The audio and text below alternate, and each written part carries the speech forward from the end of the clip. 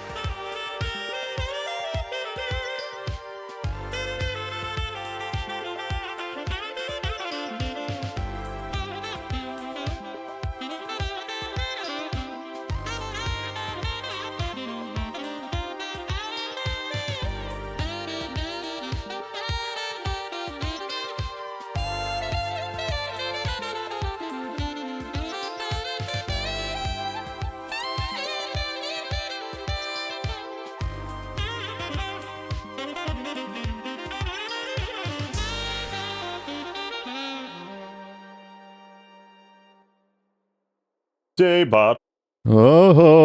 Fighter of the night bot. Why is there no Daybot, actually? You ever wondered that? For 2 seconds and a half? Maybe, maybe not. Wondering about the Daybot.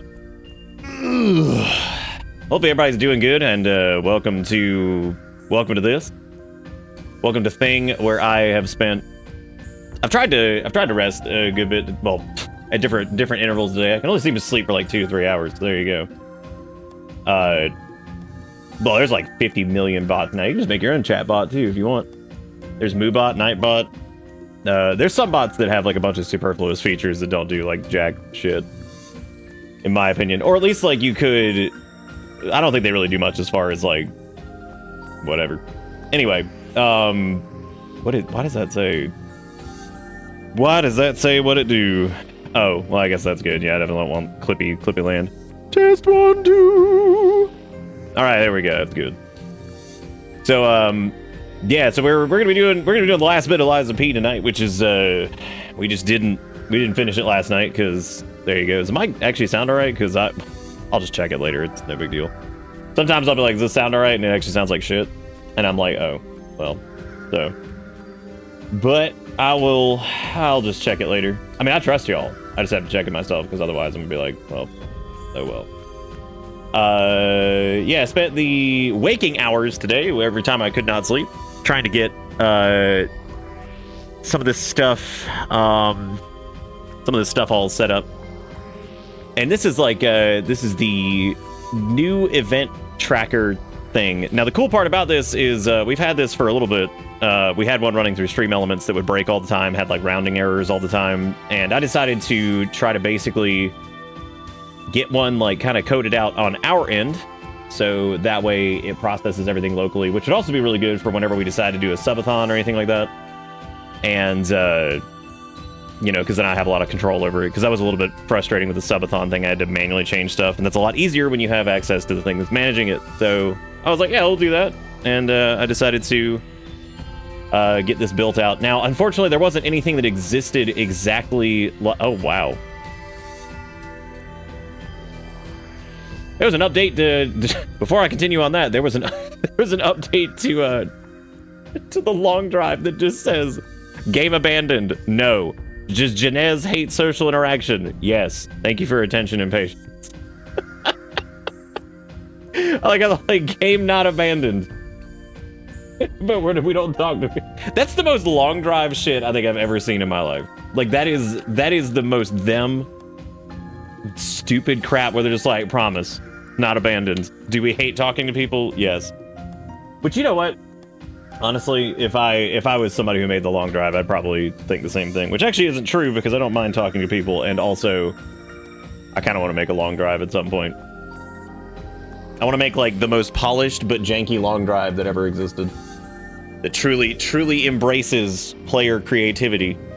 Ooh, we could use like emergent game design in our documents over and over, and then we can seem really smart, seem really intelligent. Yeah, we're gonna be doing a little bit more Lies of PP tonight, and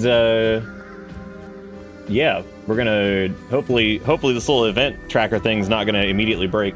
If anything breaks on it, it's probably going to be the sub portion of it. The sub which is so weird. That is like one of the most accessible portions of Twitch's API is their sub stuff.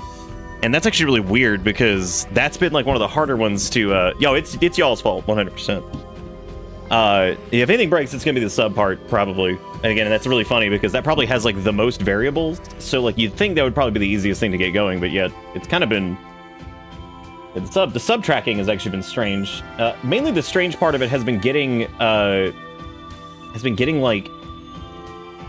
the, I don't even know how to put this, getting like the current subs that are basically like the subs that are running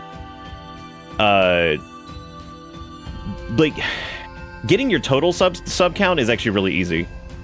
Getting your current sub count requires your stream to actually be live, because otherwise I guess like the little flag for it in the API, like stream live whatever, isn't going to actually reflect the correct number of anything, because there are no subs that exist because the stream's not live, if that makes any sense.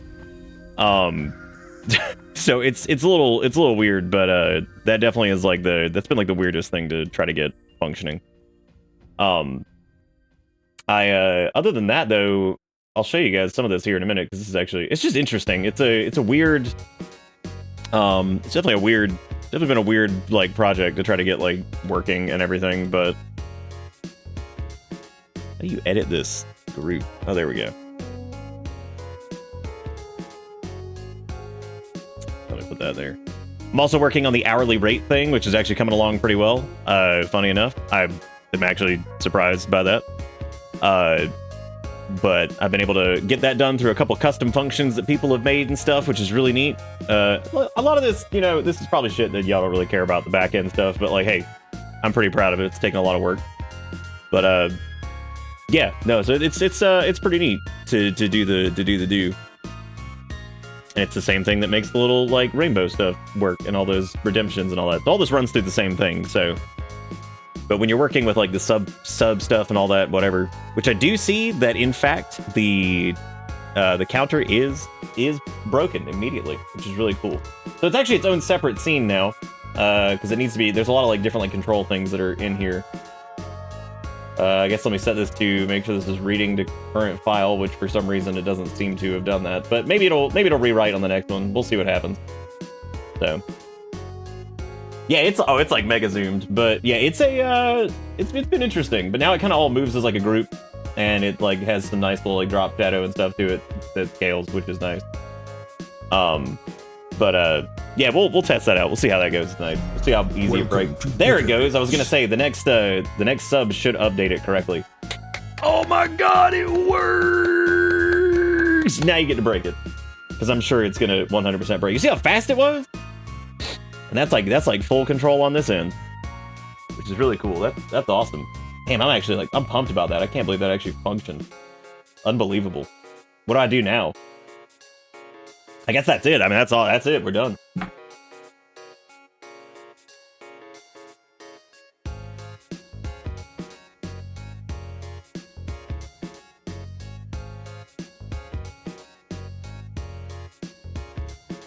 The long drive-a-thon, where you drive the length of the entire US. Oh, damn, it actually got the donation too. Oh my god. Oh, dude. That's scary. That means two of the three work. I mean, we haven't seen if the additive functions yet work, but that's okay. Who's interested to see some of the back end of this? Because this is weird. Y'all want to see it? Because it is definitely interesting for sure. It's a very, very strange thing. Let me grab this over here. All right, let's take a look at this here. This is weird. So let me add this in here too, because I know that I need that up there. All right.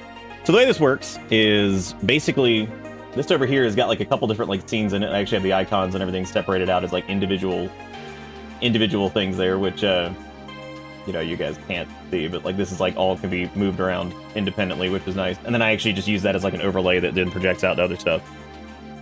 Yeah, nothing's gonna care about combos because I don't think we have access to the API for combos yet, since it's in beta. They normally don't let those open up until like they're actually done. So what this does is basically we've got all the actions over here. I've got this thing here which basically is so what this does right here is this is the default variables, which basically every time StreamerBot starts, this will actually reset these non-persistent global values. So things like stream uptime, subs, donations, current subs, all that stuff. You'll see some of these are called like bits like USD, donations USD, all that stuff.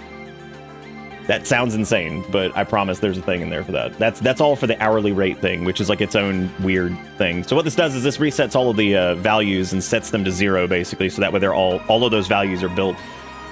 So then that way, when something happens, over here in the session totals, basically, this will create a new current donations, or it will access the current donations global variable.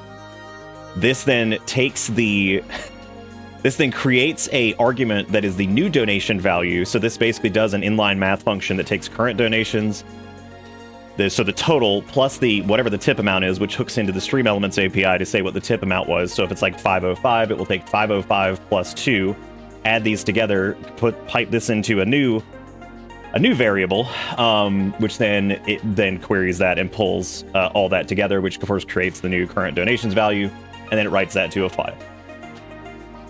So yeah, it writes that to a file. So that's how that works, and that works for donations, bits. The subs one is disabled. This actually works, but there's something broken in this version. So one of the folks who's like super nice in the StreamerBot community actually wrote their own sub counter. I don't know why this one works, because they're basically identical. They used a little bit of custom code in it though, so I think like that's probably what it is, because that one worked perfectly. So this is disabled for the time being until this gets fixed, but in the meantime we'll use theirs. But as you can see over here, we've got this these values on this side. And this is basically going to reflect everything. And there's also a really cool function here that I built for like bits, because naturally, since I'm working on the hourly rate tracker, which will be a point redeem, this is pretty cool. So like basically the bits function, this grabs it sets the current bits value, then it does the same additive functions as before. So if somebody does like 1,000 bits, then 1,200 bits, it will add those together, and then create the new bits value, and then set the current bits value to whatever the new bits value is. Then there's a function that actually does, again, a little bit of inline math. This actually stumped me up for like 30 minutes because I was like, how do I add a decimal point to bits to make it in line with a currency? So like currencies normally are like thing and then decimal point, like 2 digits, which you can easily do. Like you can code that easily. But I'm like, how do you do that in an inline function? And then I laughed because I was like, dude, just fucking divide by 100. I'm like, duh. Like that's like, that's literally all I had to do was be like, just divide by 100, and of course that will add the decimal point. And I just had to set it as a float instead of a integer. And then it sets that the bits USD format basically correctly, so that will basically convert bits. If let's say somebody donated 2,500 bits, which is $25 to me, it will convert it to $25. So that way the bits USD over here will actually mark as $25, which is pretty cool. So that way it can add with current donations and then the bits thing. The one part that doesn't work is subs, because subs have been broken for a little bit. Oh, you can actually see right there. So Jigakuro did the penny, and do you see how up here in the value it actually did 0.01? Yeah. So like it actually does it correctly. Oh my god, that works too. Look at that. Hot diggity dang. So this was exciting because like I built like all this from scratch. The only thing that's not built from scratch really is the sub counter, which is identical to my sub counter, but I guess the sub counter is just broken in 0.28. I don't know why, but it is. This has everything. So the hourly rate, basically what it's going to do is it's basically going to do a function that takes bits USD, donations USD, and subs USD. It's going to take them and it's going to... This is crazy. So what it's going to do is, I have this over here, which somebody else, the same dude wrote, basically you can use this to get the current uptime. This pulls a lot of information about the stream based off of your ID. We take the minutes. So the stream's been live for 33 minutes, and it rounds that to whatever the nearest number is. And it takes that, and then we're going to do a function that basically will take the bits USD, subs USD, and donations USD, adds it into one big value, and then divides it basically by the stream time, which will then give us the hourly rate, which is awesome. So like that's gonna be super cool. That shouldn't take too much longer to do once I get the sub stuff figured out. Hopefully I can fix like the standard sub tracker that's built in with this, but something about that's like broken right now. I don't know what the deal is with that, but they said just to use the other one for the time being until that gets like fixed if you were having problems with it. So the hourly rate thing's almost done. This took a lot of time to get everything like working, but it's really cool. You can actually see in the queues here, when I did the stream values, this actually shows all of our values that we have for our stream right now. So it shows like stream uptime, stream start time specifically. It says stream is mature, which at first I didn't know what that meant, and that meant that was a mature flag, which basically is that it's a mature stream. It shows our stream ID and all this other crazy shit. Lots of interesting stuff in here as far as like data that it just populates for your stream. I also realized that our user ID is a lot shorter than most people's, and that's just because my account is like super fucking old. So I was like, okay, that hurts a little bit to see. But yeah, this basically controls a lot of stuff. Eventually, I would like to replace Nightbot with this, which might be a little tricky because I actually like the fact that Nightbot's always running, because this would need to be running all the time too. But I could technically run this on the server, which would have 100% uptime, and then have the bot running on the server basically, so it could function as our own little like weird hosted Nightbot solution. Because you can set up remote clients for this, and you can basically set up a streamer bot thing on another platform and just send commands directly to it, or have it like pipe commands into this. I think it's super cool. This makes like and like we have a good framework now for like point redeems and like donation redeems and all that stuff. So this gives us a lot of control over a bunch of things. So this will let me do like the custom colors for like the donations and subs and bits and all that, which I'm still working on too. This is how the cup zoom works. So like, for example, basically what this does is it listens for any monetary contributions. This is like a sub, a donation, or anything like that. So it listens for any of those. And then what it does is it actually hooks the OBS scene filter state. So it'll basically take it'll basically access that specific source and filter, put a delay on it, let it zoom in with like a move transform, and then zoom back out. So like there's all kinds of crazy crap that this can do, which is really nice, as long as you have like the proper stuff in OBS for it, which again takes a lot of doing, but you know, I think it's pretty neat though. So it's neat to see all these like persisted globals and all that stuff actually working, and it looks like it actually functions. So now y'all get to break it. So I'm sure as if we get, you know, a few more donations and bits and stuff throughout the night, we can sit here and laugh at it breaking. It's also properly aligned up there now. It's not broken anymore. It will never be misaligned. Those are quite literally aligned perfect by the pixel. So these are like, that is perfectly aligned. There's no discrepancy there. Might end up doing a stroke on the text. I don't really know yet. I'm gonna figure that out. I also fixed the icons to be a little less intrusive. I wasn't happy with where they were. But anyway, yeah, man. So I put a lot of work into that. Hopefully that do. Pretty proud of that. I think it's gone pretty well. Tech stroke for ADA compliant. Well, I did the drop shadow. Does that not count? There's also a stroke for the icons themselves.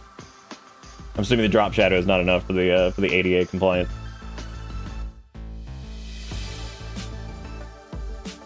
We can do a little text stroke. It's actually not like super hard to change, because I've actually got this on a global for this. Let's see. I don't know what stroke I had for that before. Was it a 4? No, I think it was a 6. Oh, that's true. Yeah, I guess it would be like really hard to. Well, it wouldn't be like illegible, but it would be hard to. Well, there you go. Now there's a text stroke on it. What is the actual what's the like actual like value that it needs to be? Anyway, yeah. So I'm pretty happy with that, man. I'm proud of myself. So that's something I've been wanting to do for a long time, and this has enabled me to do that. It's taken a lot of work, but you know, it's one of those things that I think once this is all like configured and everything like that, I think it'll be very beneficial. We can do all kinds of fun crap on the stream. The more ways I can enable, like, because I hate it when I have like an idea for something and it's like just not like doable in like a reasonable capacity. So I'm just like, well, this is something that's gonna have to be like back burner. So I'm pretty happy with the way that that's panned out. Now we'll see how it works throughout the night. We'll see if it actually tracks people's donations and shit, and if it converts it to the USD value thing is probably not going to work the best. Subs are also tricky because I have to basically, how do I put this? So I have to not only get the current sub value, so I have to track subs throughout the session, which is its own nightmare, as you saw. But now that I've got that, you then need to parse the subs based off of tiers. So like if like 2 people did tier 2s and then a person does a tier 3 and then 2 people do a tier 1, those are not all $3.60 per sub point, because technically our cut is higher for tier 2 and tier 3. So you have to parse those values out, assign them their own value with an inline function. So like you have to say like a tier 2, since it's 70/30 or whatever as an example, is a different amount that you get. So we get $7 from a tier 2 as opposed to $3.60 from a tier 1, if that makes sense. So you have to then parse those out and then give them their own functions to basically... It's ridiculous. So that's gonna be nuts. Contrast ratio 4.5 between text and BG for normal text size. What is contrast ratio? Math. Good old Mathicus. I can also make this slightly smaller. I had it slightly bigger because I didn't want the bit to go like blasting off the side of the screen. But I think that'll work really well once we have the... that'll be really good for like subathons and stuff too, because now we'll have like a local tracker for all that stuff. And I can specifically build a subathon tracker on our end, which will make it extremely easy to keep track of everything. I can basically just create like persistent globals and stuff like that. So even if the bot like closes or we have to like restart the computer or something like that during a session close, it will fix it. I trust Jigakuro completely on this because they've been doing web dev for like 4,000 years. So I 100% trust every single word they say right now. I mean, I normally actually trust pretty much everything they say for the most part. Be pretty hard pressed to be like, you fucking liar. You'd be like, you liar. You liar. All right, what we got? I just saw a really chunky raccoon on my way home from work. Artist rendition. My immediate reaction was to yell, "Chunky boy," despite the fact I was only in one car. Or I was the only one in the car. This has the positive opposite energy of my day-to-day when I passed a Canadian goose, rolled the window down, and called it a bitch. Damn. Call that Canadian goose. Call that Canadian goose a bitch. Don't do him like that. How's everybody else's day going? Hopefully it's gone well. And, how do y'all like the new little event track? Does it look good? You can be honest. It looks like shit, that's fine. Because it's not, like, done, but that's pretty much the template for it. I think it'll change a little bit visually, but other than that, I think that's pretty much the way it's going to be. So we'll see how that goes. See how it goes. Dude, if I could make it to where, like, it can detect, like, how long the string is and then change its position on screen, that would... I actually could do that. I could just make a transform for it if it goes beyond... If it goes beyond, like, a certain point, if it's greater than whatever, I can make it, like, transform out so that way it, like, extends as it gets, like... Okay, now we're getting a little crazy. Let's just calm down for a minute. Let's just back up for a second before we get too crazy with this. And we can effectively turn it into, like, a progress bar. God, that would get stupid. That's okay though, you know what? We like stupid here, so that's fine. Yeah, the icons are the original ones that we had. I basically just removed the box around them. And even I was like, you know, these are alright, but I wouldn't mind maybe creating a little custom set for them.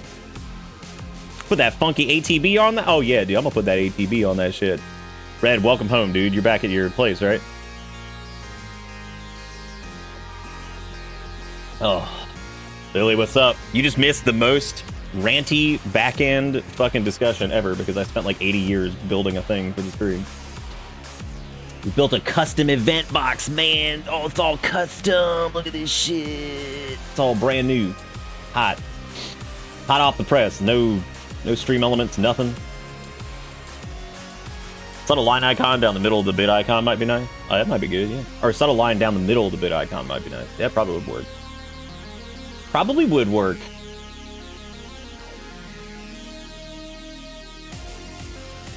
I actually thought about just doing little animated icons, like the little bitter bus, just kind of like moving, and then like the bit icon, just like the actual Twitch bit icon, maybe flattened out a little bit. Migrating whatever butts everywhere. Turbo butt. You got a new job, you be hauling cars? Hot dang, dude. Oh. You know what the funniest part about that is? The original actually is a little bit darker on one side.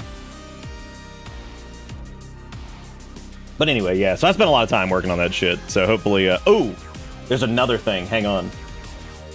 I forgot to add this in there. Hang on one second. This is also a thing. Oh, wait, but those have to be... That's okay, I can do this here. Yeah, let me turn this on really quick, because this is neat. This is neat, but I had to like make it a certain way because I think it's set scene filter state for this. I don't know if I can do source filter state. Yeah, it can. We do game. We gotta do. Oh wait, no, it's just straight up just event tracker. let's see. The icons. Was it the icons? Yeah, it is.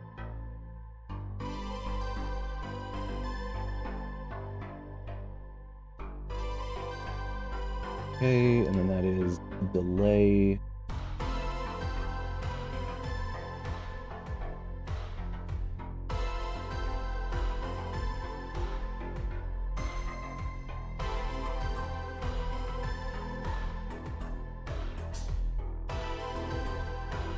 All right.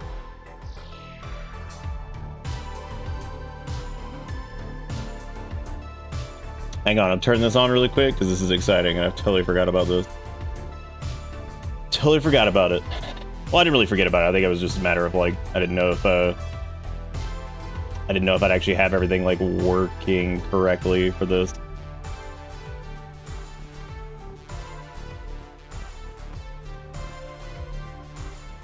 Hopefully y'all think this is cool. I think this is really neat. This also took some doing, but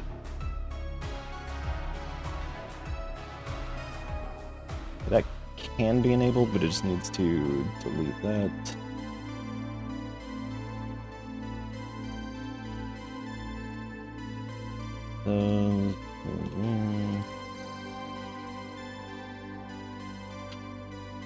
Okay, and I'll let y'all see this once it's it should work on like the next event thing, so we can just wait for whenever something happens, we'll see it. So it should work though. Maybe. It depends. Yeah, it should. Okay. Yeah, you'll have to take a good do. DT scan was today, no fluid buildup. Nice. No apparent issues, no emergent issues to deal with. Read the auditory problem I'm having. Got a copy of the scan, so I've gotten to look at what my skull looks like 7 months post-op. I'm happy to share a pic for anybody interested in those things. That's awesome, Lily. That's really good to hear. I read that weird at first. I was like, got a copy of the scan, so I've got to look at what my skull looks like in 7 months, and I was like, how you get that future scan? So I'm like, how you get that future scan? That's pretty cool. Like, I wanted that future scan. 7 months in the future. Actually, maybe I wouldn't. maybe I wouldn't want the future scan. Maybe not. That Shippuden X-ray. What?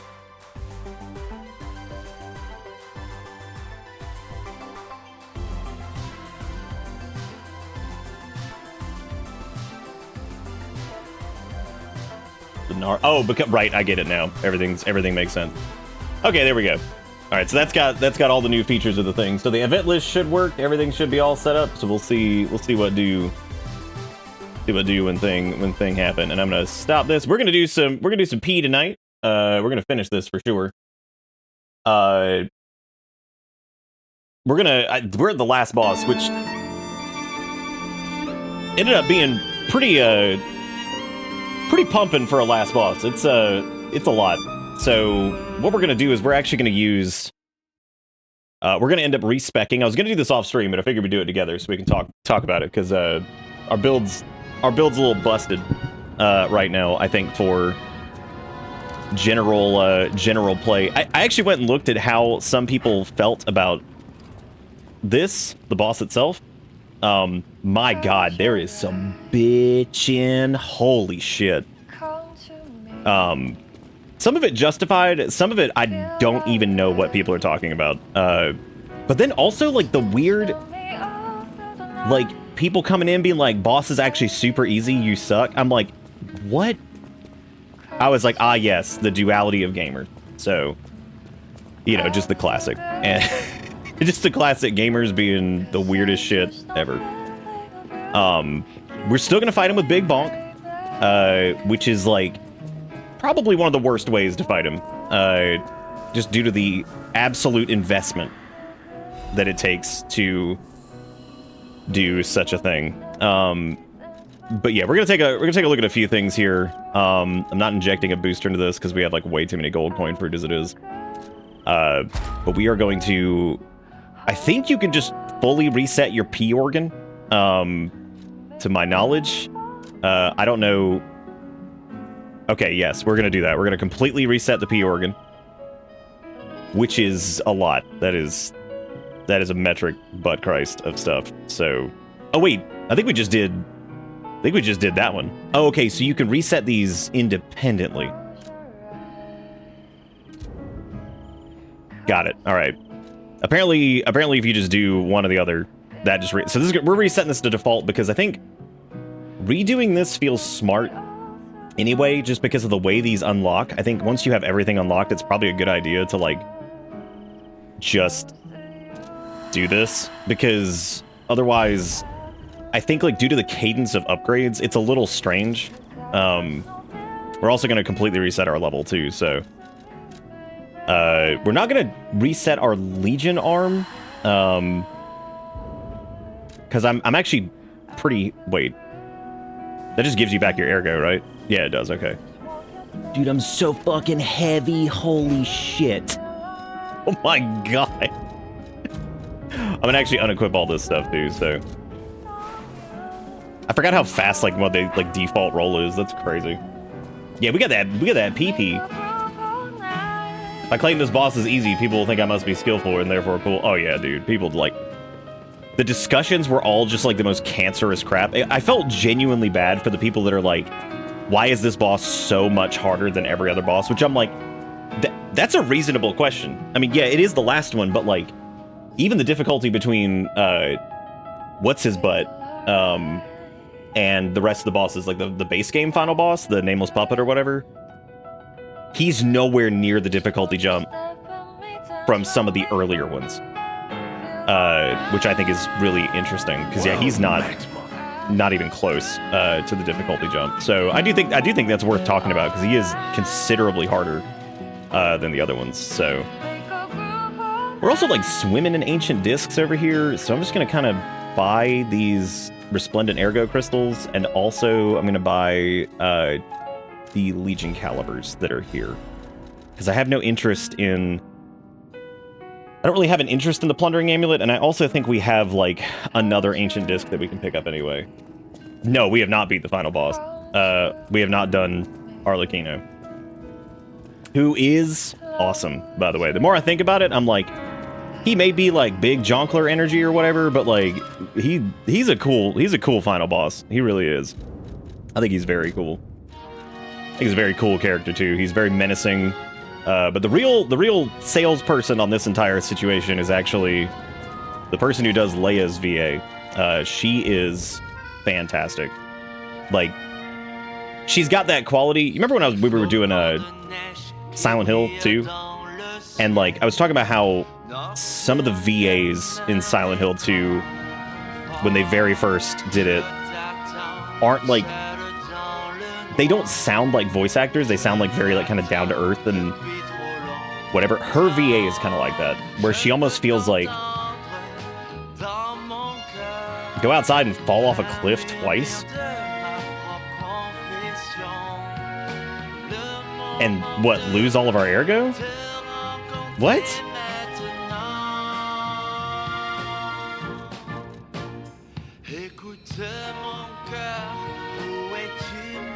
I'm confused. What are we doing? Dude, if we lost that level of ergo, I would literally just cheat it back in. I'm not fucking around with that. Are you kidding? I'd just be like, whatever, we'll just cheat this in. Fuck it. Another thing we're gonna do is we're gonna use all of our I'm actually just gonna use all of our disposable ergo, because I realized that these amounts are so low that we could literally just go into one of the zones and kill a few things and use them, or get all this back that way. So I'm not like super worried about having those either, especially at this point. So we are missing 9,000 of it because it's like sitting out in the field somewhere. I don't really remember how, does one of the Gemini things like get you back your ergo without actually picking it up? Temporarily protects current ergo even in death. I'm just gonna go grab it off the ground really quick.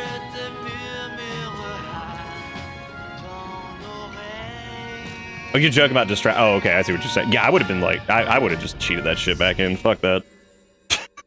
No way in hell. But yeah, Leia's VA, while obviously a professional voice actor, has like a very like down to earth quality to her, and I like how kind of over the top and ridiculous some of her like lines are. They're almost like so ridiculous that they sound real because they sound like somebody who is just at their absolute wit's end with something and is just losing it. Like, and given her petrification disease and all that stuff, I would imagine that that is actually the case. So I think that like that's a good like the opinions on like Arlecchino as far as all that stuff goes, but yeah, oh yeah, we got him down to what, like 30% at one point last night. We got pretty close. The fight is definitely doable for sure. I think we were just kind of we had some stuff like stacked against us a little bit just because like the I think our build was a little bit wonk. And I think having that like investment into technique and a few other things is definitely holding us back a good bit. Our roll weight was like heavy, which means our dodge rolls were like ass. So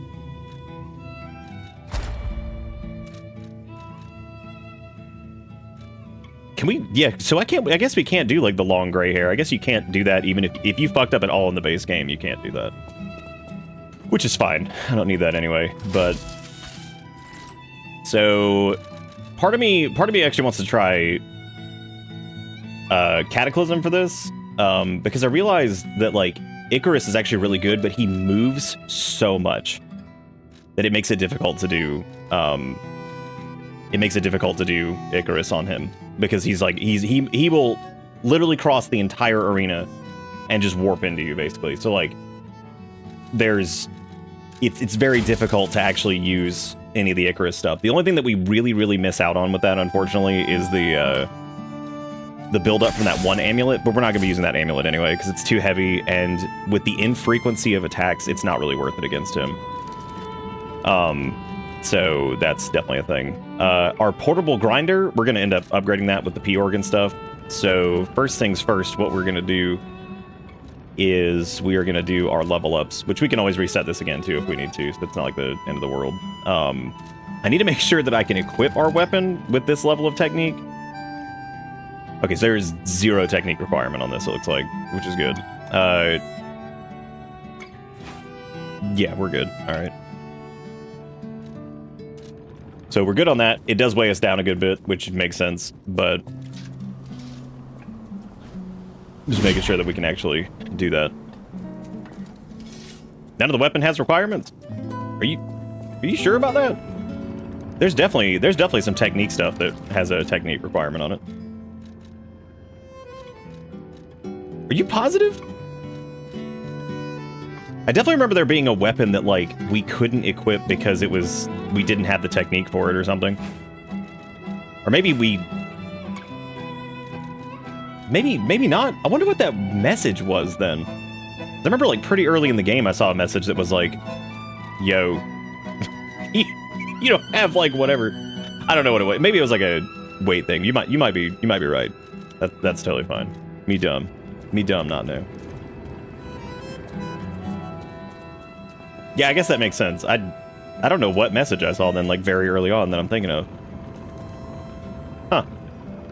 Oh well. Anyway, back to level up land over here. So we're gonna take a look at this, and first off, we're gonna do some motivity stuff. So our base damage, without anything else, is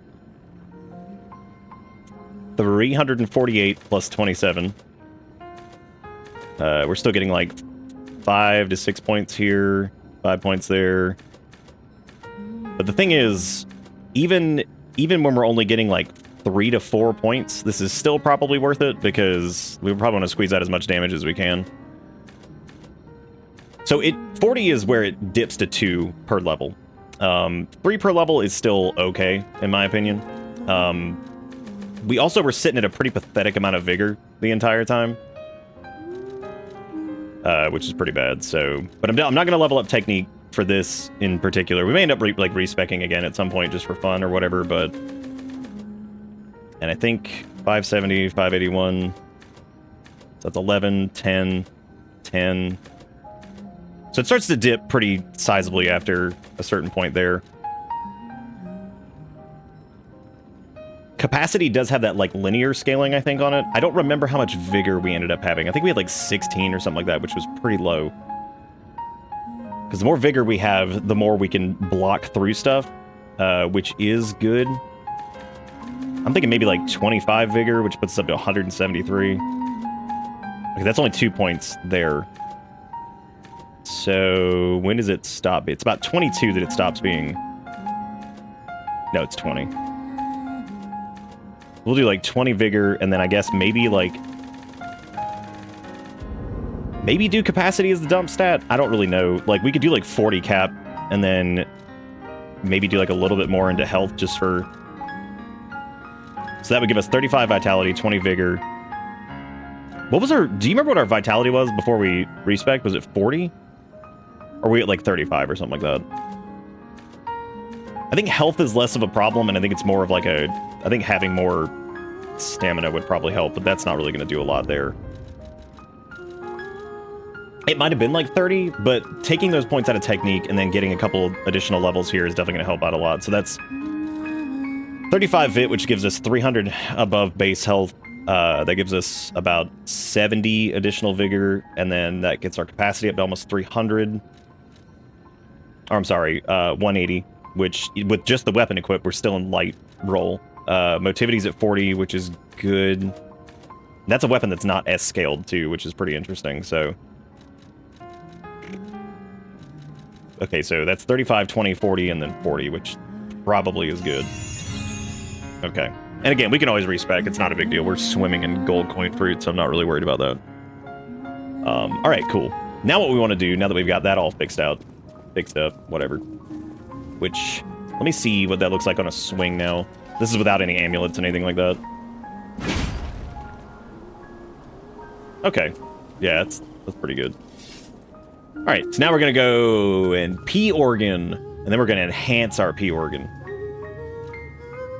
don't know if it's a better idea to have the def equipped and then figure out what to put into capacity. I think capacity is just good regardless, because apparently capacity is the only stat that just scales just, like, linear. Like, it has no, like, DR on it. So I think capacity is always a good dump stat.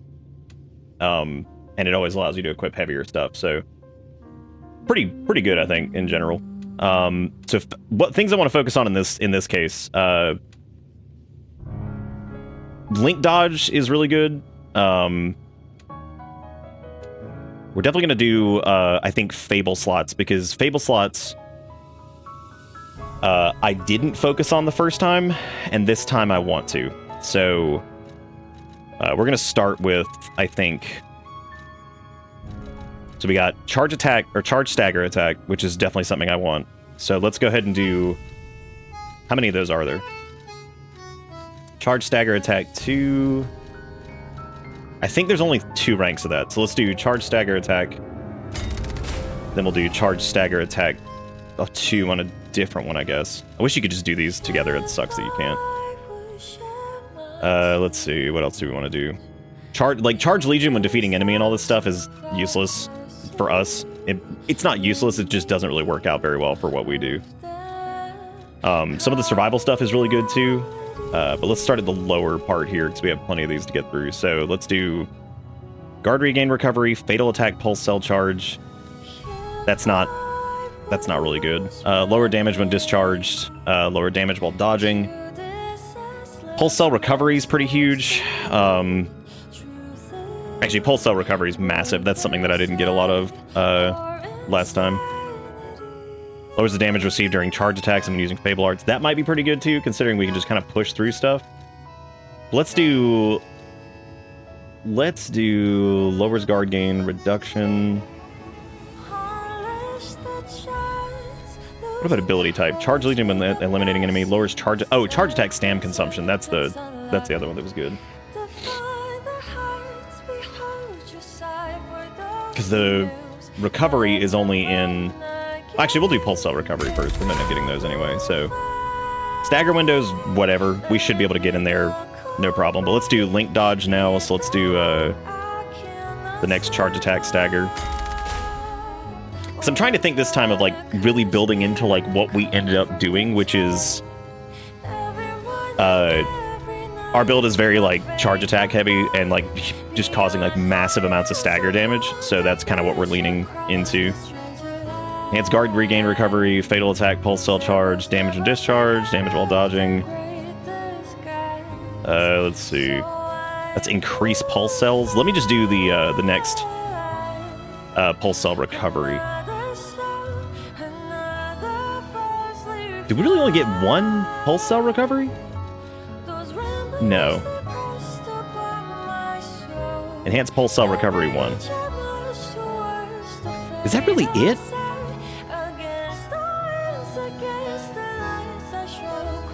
I thought there were 2 of them. Well, that makes sense as to why I thought that... Whatever. Okay. Never mind then. Let's see. Charge stamina down is also important. Oh, yeah, we already got one of those.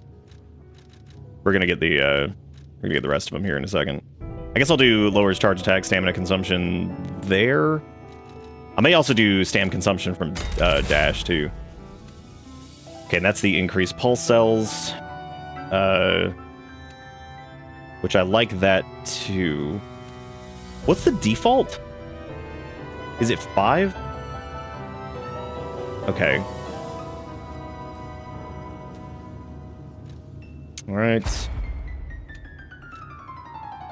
Command you peasants to open Discord and look at the adorable kitten. Damn, you're gonna call me a peasant? Unbelievable. Unbelievable.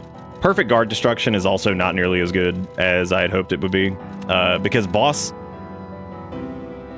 weapon shatters are like so much harder. We've gotten plenty of them, but yet it's hard to get those. It's hard to get those on like some of the later bosses, I think. Like we shattered the asshole's weapon who was like the dude with the head in the jar or whatever. So like, well, I didn't even see lowers natural recovery. Reduces the amount of enemy's natural HP recovery when it, oh, never mind. That's not what I was thinking of.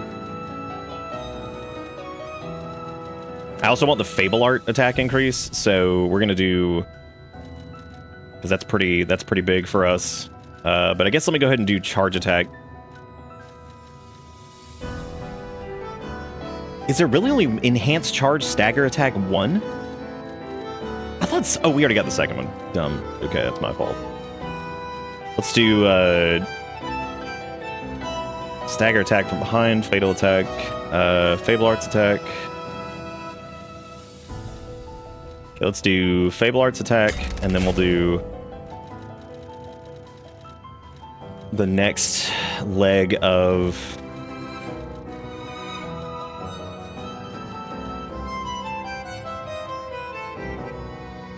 charging Fable upon pulse cell use might be one of the ones we go into after we've gotten all the ones we want. Perfect guard, Fable charge enhance, weapon durability recovery, lowers legion consumption in crisis. We'll do reduce stam consumption from dash because that's pretty good.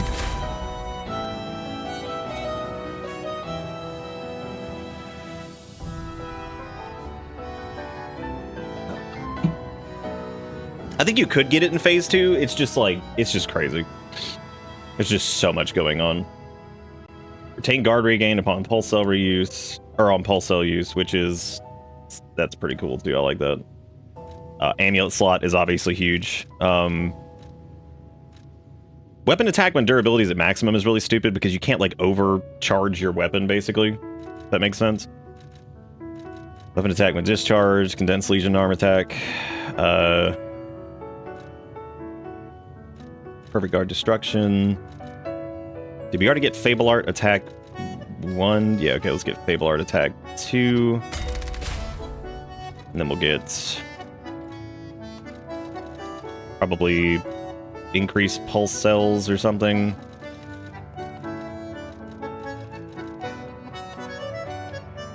There was guard regain reduction, damage received when pulse cells discharged, auto charge when discharged.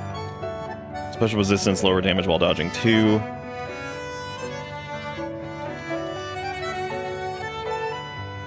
Recover some of guard regain as HP when perfect guard is successful. I probably will get that, actually, because that's pretty good, too. Let me go ahead and get the other perfect, or the other lowers damage while dodging, because, like, normally if I'm dodging, it means I'm not confident with a block, which means I'm probably going to get hit anyway, which normally works to help in that situation, so. Let's do the next Pulse Cell one, so let's do, like, Fatal Attack we'll probably end up getting too. I'm not really sure. Legion, Fable Art, Effect Duration, Perfect Guard, Destruction. Fable Art... Y'all might not know this. So for things like Perfect Guard, the Fable Art thing where you like guard and hold it, and it can give you like a perfect block, does this increase the duration of that, or is that strictly just buffs? It's probably just buffs. That's a very specific question that I'm not sure anybody's gonna know. Let's see. Stagger duration, stagger attack, enhanced fatal attack. I guess let's go ahead and do enhanced fatal attack, because we do get fatal attacks periodically, and it would be good to have those like actually do more damage, because as it stands, they don't actually do very much damage. Let's see. There's lowers damage of charge and fable arts, which again is pretty big for us, because that's a lot of what we use. Okay, that's cube uses, which we don't use the cube really. Fruit bearing time's ridiculous. Belt loop we don't need. Full cell recovery is huge too, so let's do... let's see, ambush stagger, perfect guard destruction, perfect guard destruction. Weapon durability consumption's actually pretty big for us too. Let's just do fatal attack too. Then we'll do fatal attack, pulse cell charge, guard regain recovery, damage when discharged, damage while... Did we not get damage while dodging the first one? Oops. Well, now I have it. Now I've got it.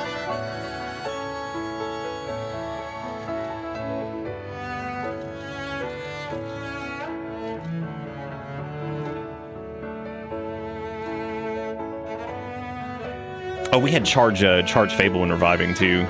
Was pretty good, because like... Well, actually, you get your Fable charges back when you pick up your garbage off the ground, right?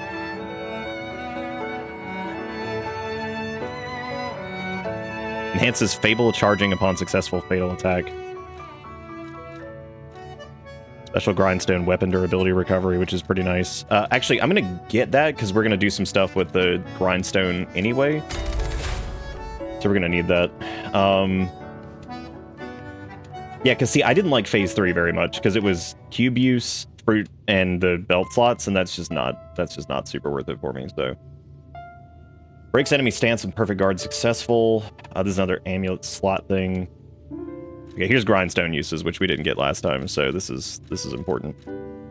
Weapon attack when durability is at maximum. Weapon attack when discharged. Ambush stagger, perfect guard destruction. Fable art effect duration. I guess we'll do weapon durability consumption this time, because I think that's going to end up being... Because our weapon... Well, if we're going to be using the grindstones, it's not really going to matter as much, so... Weapon attack when discharged. Okay, I actually don't think we need much more of these, specifically for this boss, and then just like doing any like mop-up stuff, I don't think we're gonna need some of this. I hate like the discharge. If this was like, if your like pulse cells are not at max, that would be good, but I'm gonna do the lowers. I'm just gonna skip those for a minute. Let me do like pulse cells and stuff now. Let's increase pulse cells. Then we'll do charge legion when eliminating enemy. Perfect guard, fable, charge, enhance. That one's important too, based off of the build I'm gonna do, because we do that. We actually perfect guard a decent amount, so that's not the worst.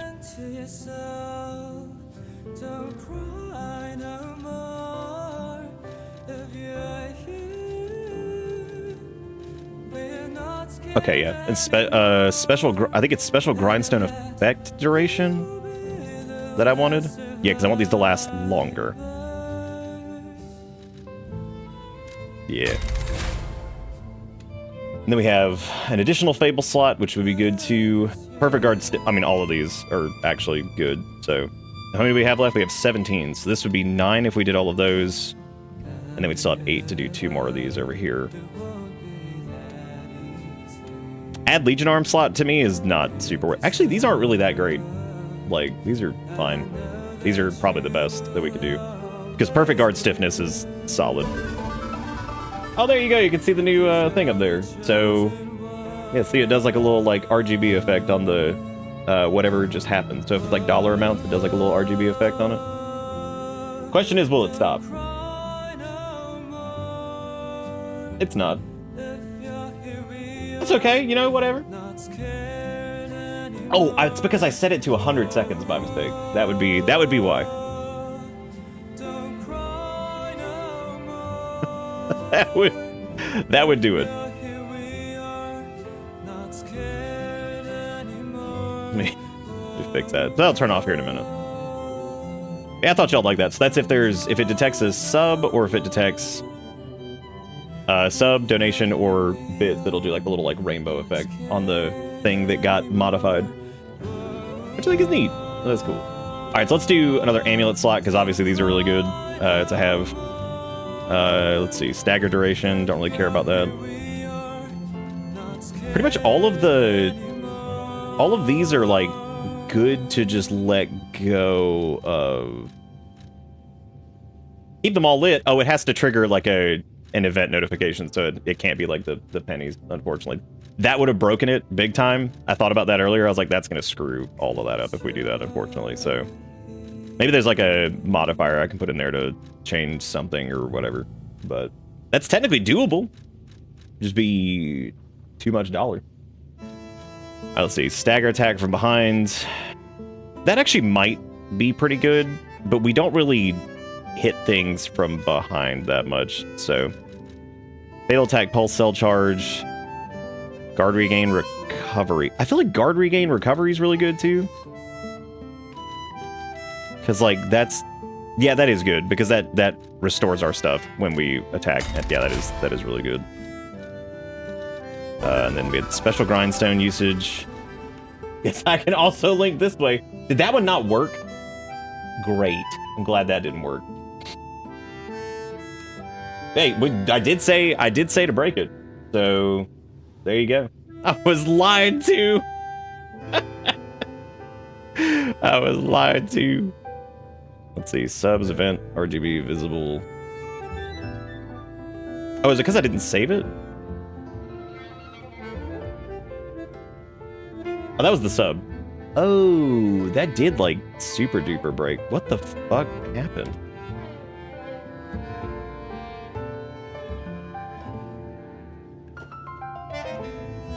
Test that again. Whoa. I just messed that up big time. What was our donations at? I don't even remember. I just screwed everything up. I just screwed it up. What were we at? Like 407 or something? I can't even remember. I did a test on that and it just like killed it. I think it was 407, right? Because we had Giga Crows 2 and then 207. So yeah, I can fix that. That's fine. Now I'll just have to wait for something else to set that. Ooh, that's interesting. Yeah, I can't set those directly. Well, I sort of fixed it, but not really. I guess it's event tracker subs. If any of the... Oh, I selected the wrong thing for subs. Oops.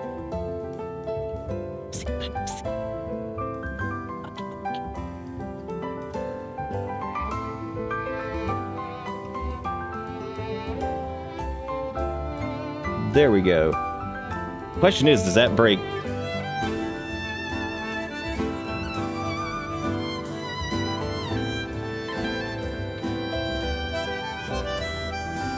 There you go, there's the thing, kind of, which is, you know, there you go, close enough. That also means I fucked the bits up, too, because I think that added in, like, the wrong thing. Oh, that's fake. Yeah, it's, like, 100% fake. That's okay, it'll fix itself upon the next thing, it's just, whenever I edit it directly, that's the problem. That's a problem. Then that should fix the event tracker for Yeah, bits, and then event RGB. Okay, there you go. I fixed the bit thing. I don't know what the bits were at either, so it's all good. What was it? Because you had one. Oh, I think it was only at like 202, right? I think. Pretty sure it was. I could be wrong though. Whatever. It'll fix it. It'll fix itself once a new value is added, because it'll check the current thing. All right, everybody's doing fireworks. I forgot. Okay, so let's see. Legion magazine effect, enhance. Ergo upon eliminating enemy. Consumable effect duration. Consumable possession limit. I don't know if consumable effect duration counts towards your special grindstone. I would assume that it doesn't, because that wouldn't make any sense. Charge Legion, weapon durability, recovery speed.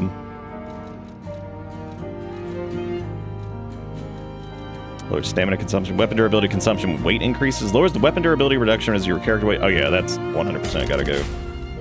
Our character's weight is gonna go up a lot. We've already done that, so we need to find something here. I guess, the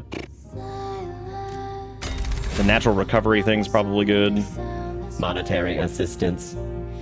Monetary There we go, now assistance. it's fixed. Wiggy, thank you Monetary for the assistance. 1010. And look at now the donation thing's broken. Son of a bitch. Well, the RGB part of it's broken.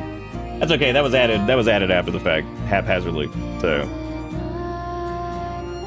let's see, donations, event, RGB. Oh no, it worked. It was just very short, because I set the wrong value. Okay, now it's good. Easy. Thank you, Wiggy, for the 1010. Someone say new input. Oh, there's new input, all right. Mondo new input. All right, so we're not doing perfect guard destruction either.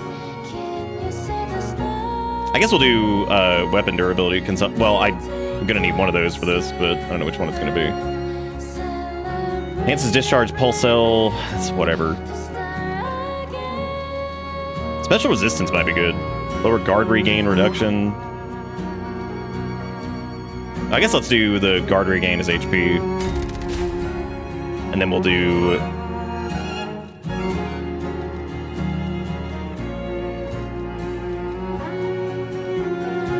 yeah, weapon durability consumption. And then we'll do one of these. The perfect guard fabled charge thing might be good. Because we have the first level of that, right? Yeah, we'll get the second one of those.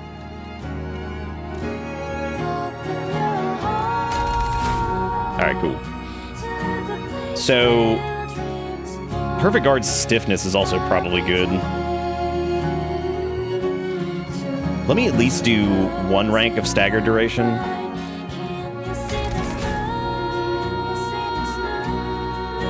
And then, pulse cells.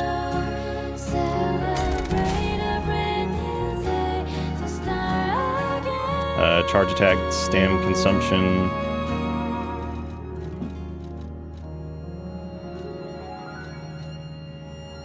Automatically charges consumed Legion. That might be another one that we need to do, but I don't know if I want to invest points into another thing here. I think this might be worth getting, because that's just 2 more, which leaves us 6.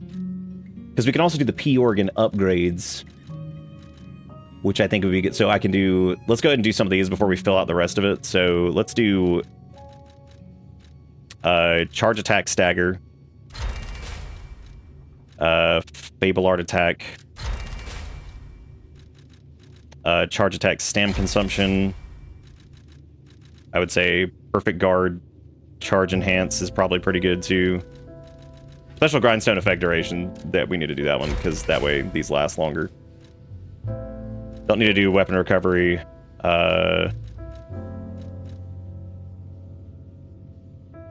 Honestly, just enhancing some of the stuff we have is probably good, but we can do 2 more quartz. We'll do 1 more of these. Damage of charge attack, fable arts. That's probably the most important. Unless we do fatal attack. I just don't know how much that actually is, but let's do that, I guess, because anything to crank out more damage is probably good. And then these last 2 that we have, I actually think I would rather have retain guard regain than the other stuff. Yeah, because I can do Pulse Cell 5.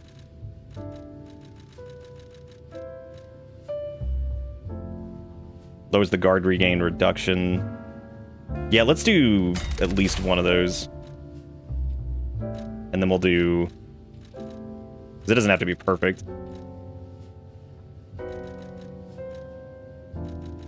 There's the auto charge legion thing too, which I know is pretty good. So I'm assuming automatically charging that will be good too, because that means whatever. So this is stagger window, legion arm slots I really don't care about, and retain guard regain too is not a huge deal either. So that's all of our quartz. So we shoved all of our kidney stones in our P organ, which is good. We also have 5 Fable attack slots now, which means 5 perfect guards, or 2 fatal attacks and a perfect guard, so that's pretty good. So now we have more windows to actually do that on. Now the question is, before we equip all this crap, we have 19% on our equip weight. Now we need to take a look at our amulets. So we can do weapon durability consumption. I would say for this fight in particular, increased weight limit is going to be huge, because that puts us down to 16. As long as we stay in like light, I think is good, because the more iframes we get on our dodge, the better. I don't know, when it says like fizz damage reduction rate, I don't really know, like, I also don't know what the actual percentage on Puppet Destroyer's amulet is either, stuff like that. I don't know what that is. Increases Fable charge amount and Fable arts damage when pulse cells are discharged. I don't care about that. Damage of throwing objects, whatever. Pulse cell recharge is also whatever. Restore HP when... that's not worth it. Temporarily increase physical damage inflicted when a dodge is successful. So it just depends on like how long this lasts. So let's do a quick dodge on this thing over here. Let's see how long this lasts. How does this work exactly? Like, do you have to like... Oh my god, that's such a tight window. But it does look like it stacks, but what's the duration on that? Yeah, because if you don't like do like a time dodge like perfectly, and you can't dodge fatals or furies anyway. It looks like the duration on it's pretty long, but yeah, I can't dodge that.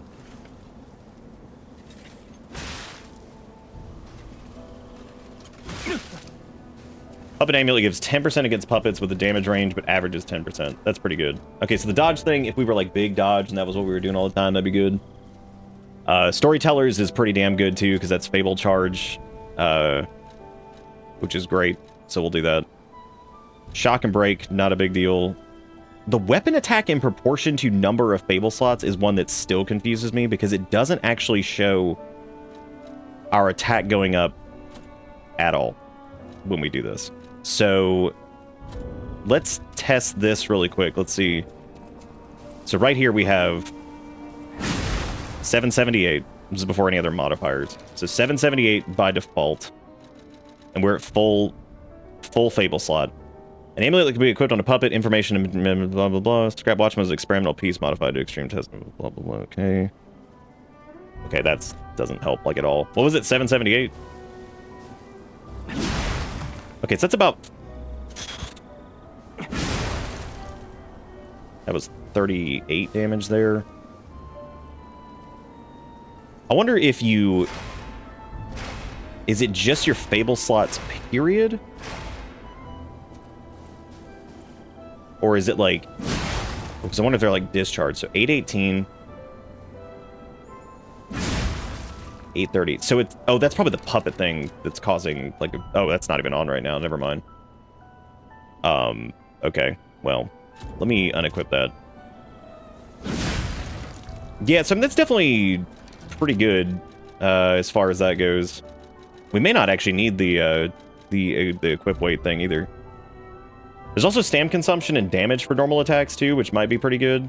But the Arm of God is another one that's like really strange that I haven't quite been able to figure out if it's worth it yet. Okay, so I'm trying to get as many like damage modifiers as I can, and also let me make sure we have the ability to charge our Fable stuff quicker, because that's more guaranteed perfect guards that we can do easily, and not having to like stress out about it. Okay, so that's with that. What are we looking at for roughly if we have the Arm of God thing equipped still? So we do. So it's 886. 963. That's with 2 charges. 892. So it's definitely variable. Oh yeah, we're going mega bonk now for sure. Okay, so I let it expire there.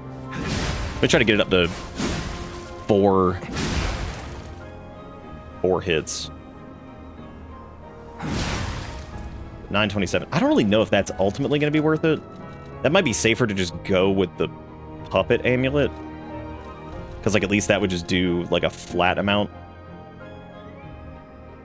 It's also considerably lighter, I think, right? Yeah. Okay, so we'll do Puppet Amulet, the Fable slot thing. It just says the number of Fable slots. It doesn't say charged Fable slots, which means that's pretty good, so. Armor of God is up to 16% at level 4. Okay, yeah, that's definitely not worth it then, because that's a buff we have to maintain, which is going to be difficult. The only way that that would work is if I can squeeze it in instead of the Carrier's Amulet. So, all right.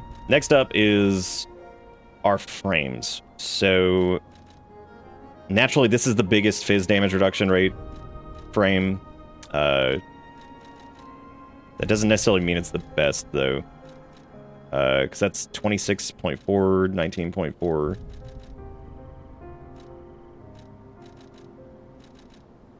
What are the best? I mean, I'd have to like actually see what the math is on those as far as like which ones are like the best to like weight. But we can, let's equip our heavy stuff. So right now we are in, what percentage are we at for weight currently? No, it says 34%, but a second ago it was showing like lightweight, heavyweight, all that stuff. I don't know which one's which. It is very hard to get. We basically kind of just do like R2s, and like that's how it works. Okay, so it still says light there. I think it's like sub 25% is light. And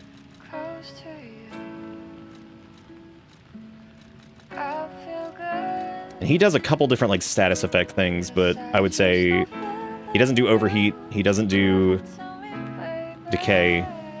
He doesn't even do electric shock, actually, now that I think about it. So I would say whichever one of these has like the best like physical damage reduction rate, which would be like, yeah, I guess it really doesn't matter here. Does he do fire damage? I don't think he did. Yeah, I don't think the resistance thing matters too much. And of course, we have the Workshop Union finish cartridge. This is I think that has like the biggest Fizz reduction and also disruption, shock, and break and all that stuff. He does do break, but it's only on a very specific set of attacks. But the weight difference between like these is not really worth, because it's only 14.4, and this has like good disruption, shock, break, all that stuff. I guess theoretically we could do this one, since the Fizz reduction is not very much different, and that it's strictly break is what he's gonna do anyway, so like I may as well just do the break one. Then there's the composite armor liner, which is like the all-rounder, but it is heavier. Most of his attacks, I think, are slash damage. So it might actually be better to go with like just the specific slash damage one over here, because that's 1905 for slash damage. Actually, I don't know if it's strike or if it's slash. I'm pretty sure it's slash. 'Cause that's good for all around, but that's 1905 on slash damage reduction, and it's lower weight, and it keeps us under 50%, which I'm not sure. I don't know if under 50% still counts as like lightweight, or if that's like heavy or what. That looks like that's still a pretty quick dodge, I guess. I mean, we're going to be heavy regardless, just because this is stupid. Okay, so yeah, unequipping that puts us into slightly heavy territory. So, But then we could add Arm of God in there and get even more damage, but I think that's probably not worth it. And we could retain, like, speedier... we just respect, so we actually have a build that makes any sense, like, linked up with our current Insanity Smash with Stick. We redid all of our PP organ, we redid all of our levels, and now we're basically optimizing some of our weight here to make sure that we're, like... Basically, we're fixing the stupid that was in our build. So, and we're kind of fine-tuning it a little bit to the final encounter. Yeah, I don't know what the breakpoints are for stuff. It looks like 50% is the threshold for, like, adding in... Because, like, this isn't that heavy. Oh, no, that stays about the same, too, so we would be able to get away with that, I guess. So 60% is where you start to get slightly heavy? Is that what you mean? Otherwise, I guess everything sub 60% is the same, like, roll value or whatever. Okay, nice. So that, I guess that does make sense then. This is, like, theoretically, I think the highest damage we could do, like, on Puppet stuff right now. Because we get the attack bonus from the Fable Charge. This keeps our dodge roll good, because that doesn't put us over 60. I guess we could also shave off a little bit of weight, because the physical damage reduction on these guys is, like, not really worth worrying about, because it's, like, literally a point. Matter of fact, we could probably just go with the crappiest of these, because that would save us a ton of weight, and then we could swap the... Yeah, because all these other, like, reductions are just worthless. Like, they don't really do anything. We do lose a decent chunk of physical damage reduction, I guess, which would suck, so... But this might be just enough to where we don't have to equip the carry weight thing. We could try that. Because if we don't have to equip the carry weight thing, we could add back in Arm of God or something else just to give us a little bit of, like, extra oomph. Or, like, increase, like, Legion Arm attack or something like that, so that way the shotgun thing does a little bit more. We can also just do the Fizz damage reduction rate off of that, which would probably offset. I don't know what the actual value on that is, because, again, it's very hard to see anything like that in this, unfortunately. But we could also try the max stamina. Oh, we could do stamina recovery. Oh man, that puts us right at slightly heavy poop. Oh dang. I guess I could just knock this down a little bit. Yeah, because that would put us at 50. That would put us at 52. So, like, if I do... Yeah, there we go. Okay. So if we choose one of the lower level workshop things, that puts us at 59% dead on. Conquering Amulet gives you 30% on your next attack after a perfect guard within 5 seconds. I do not have the Conquering Amulet, or at least I don't think I do. I think that came from one of the doors that we didn't open that I need to go open at some point. I also probably won't be doing very many, like, perfect guards into attacks. Yeah, that keeps us below slightly heavy, so that's good. And we are going to try out the perfect guard grindstone now that we actually have, like, the grindstone stuff built out better. That way it doesn't feel stupid.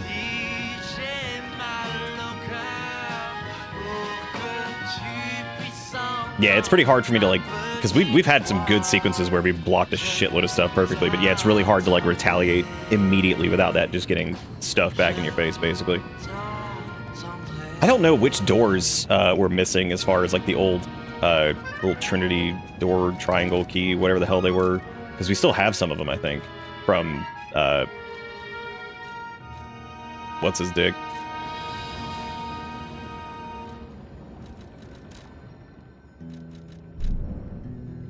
Oh, did we, yeah, I guess we showed the guy the rest of the things. Yeah, so I guess we're all done with, like, most of the quest. I would just need to go get the rest of the,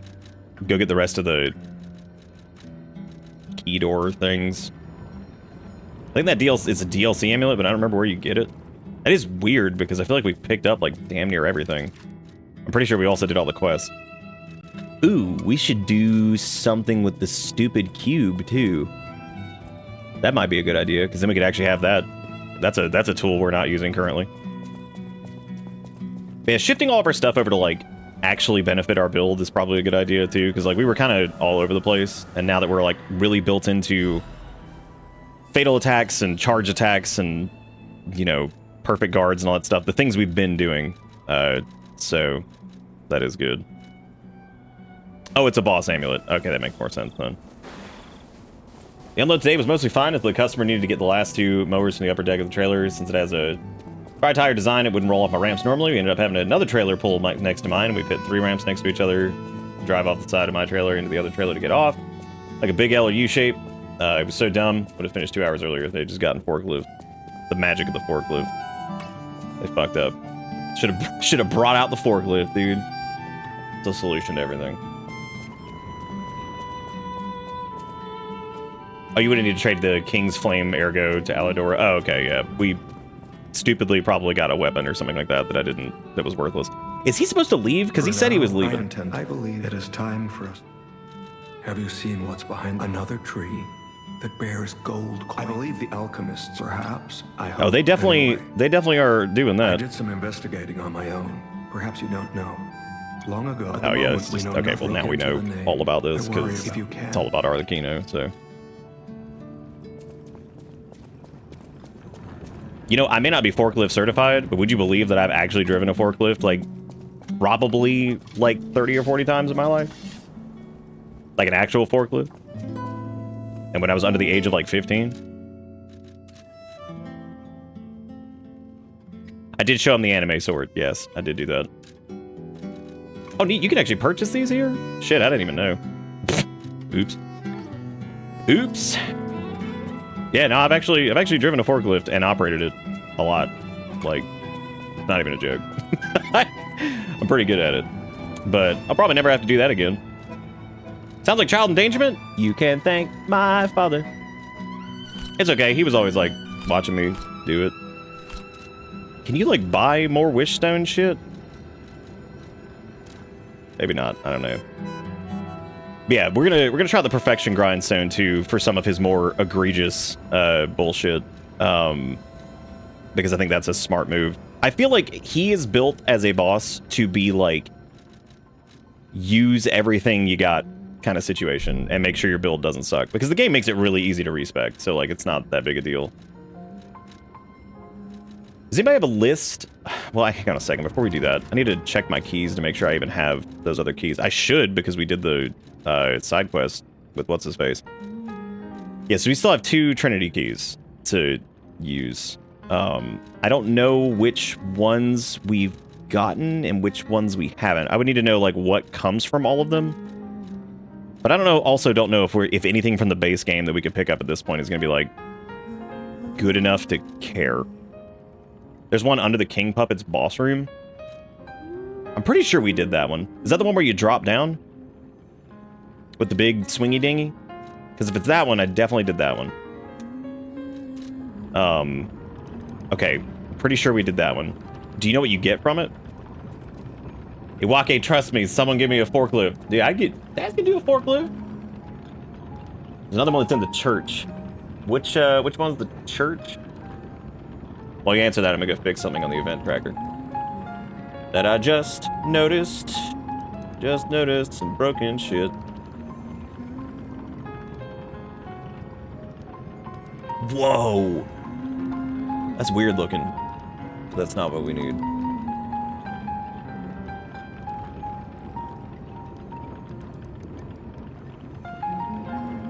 The offset either mass threshold. Okay, that should fix it. Cool. Y'all missed the beginning. We made my own custom event list, and it does all kinds of cool shit now. It does a little rainbow effect when you whenever an event happens, and it adds up stuff, and it'll ultimately make it to where we can finally do the little hourly rate tracker thingy, which will be something that you guys are going to do as like a point redeem. I'm not just going to have that up on the screen all the time. I think doing it as a redeem will be fun. Another way to spend some small amount of points.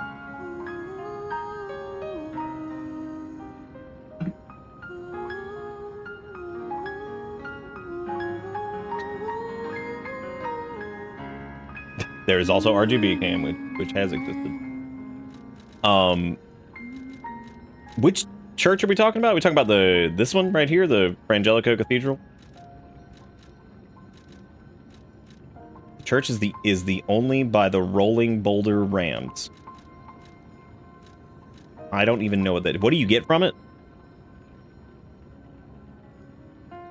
Is it like anything worth a shit at all? Or maybe I can check and see if it's something that I already have.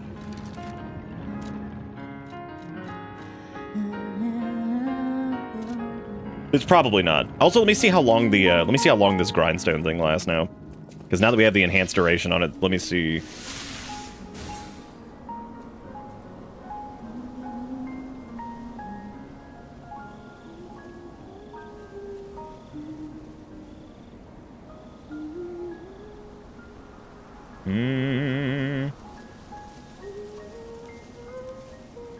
Wow.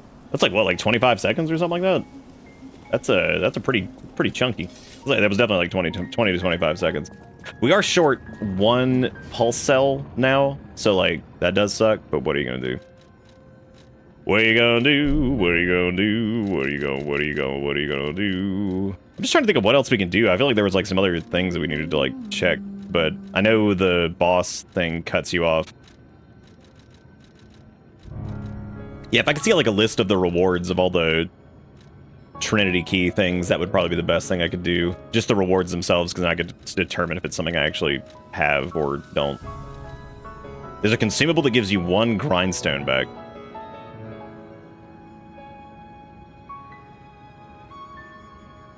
Which is like... Wait, like in the game? Just in general? Oh, yeah, I forgot what that's called, though. What is that? Is it the grindstone? Yeah, the grindstone coating capsule, which we only have 5 of, which... I mean, yeah, that would be turbo cheese to go with that. I'm probably not going to do that specifically. There's also the miraculous enhancements, which we could use too. But again, these are so... We only have like 4 of them anyway, so... I feel like we better be on an attempt that I'm like, damn, we got this, let's do it. You know what I mean? Like, that would be like huge.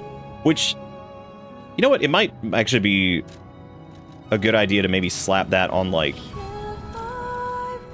as like an emergency. You could do that on like the, I'm not gonna do it on the lower belt because I know how that goes. I'm gonna do it on the extra bag.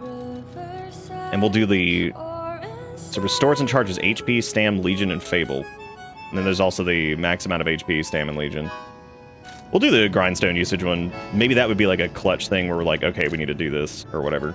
I'll also slap one of the Vanini urgent repair tools on there too, because that should be pretty good in case we needed it. Otherwise, I think maybe something to resist break would be good, but we already have something for break reduction, and we're specialized into that now instead of it just being like a random thing. We have more HP than we did before, we have more stam than we had before, we have more capacity than we had before, and we have more damage than we had before. So I think, like, in general, we're in a substantially better spot. Quartz and Belford's Superior Radiation Converter, Black Cat's Amulet, Monster Sweeper's Hunting Apparel. I don't think we ever got the Monster Sweeper's Hunting Apparel.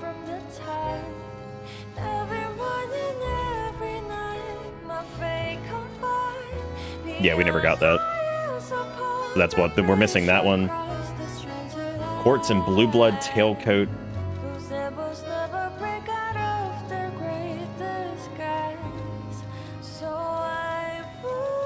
I never got the Blue Blood Tailcoat either.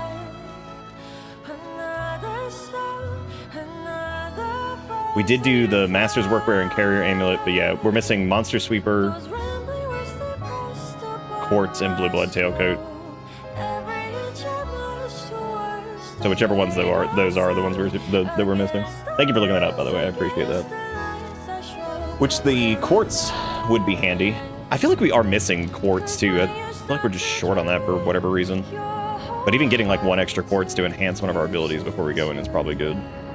So I guess I'll go grab wherever the Monster Sweeper's Hunting Apparel and the Blue Blood Tailcoat is. Because I think we have the Black Cat Amulet, don't we? Oh, I guess maybe not.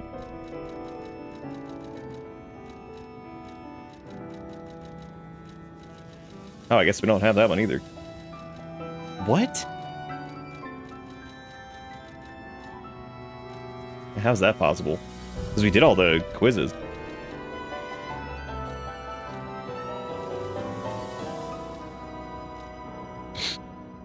Oh, those are together. Oh, okay.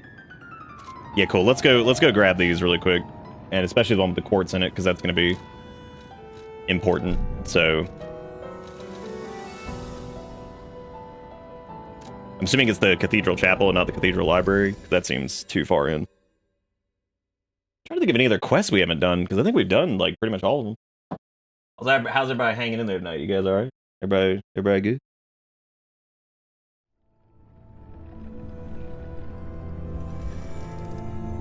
Oh.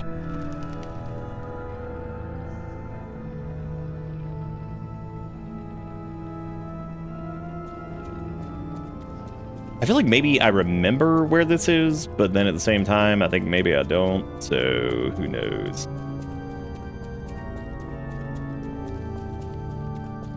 God, this feels like 18,000 years ago that we were doing this. I also feel like we have so much more stamina than we did before. Just from putting in like a few points, which is really funny. We do have lower charges on our thing. Wait, what did it say? Oh. Did I never open this? Wow. Oh, wow, okay. There was something down here I guess I never came down here to get. That's really stupid. Oopsie poopsie. Crafted cryptic vessel. Storage device to hide secrets using crypt. Oh, well. Guess we can have Vanini do that and get another hidden clue. I don't know if we've done all the... Yeah, I guess we have done all the clues that we've gotten so far, too. Suck it. Yeah, I think our R1s are a little bit stronger now, too. So, I vaguely remember there being a shortcut here, but I don't remember how to. I think you just take these thingies at this thing over here. Yeah, this is it. Give me that Dark Souls lift. Give me that Dark Souls lift. Oh, yeah, yeah, yeah, yeah.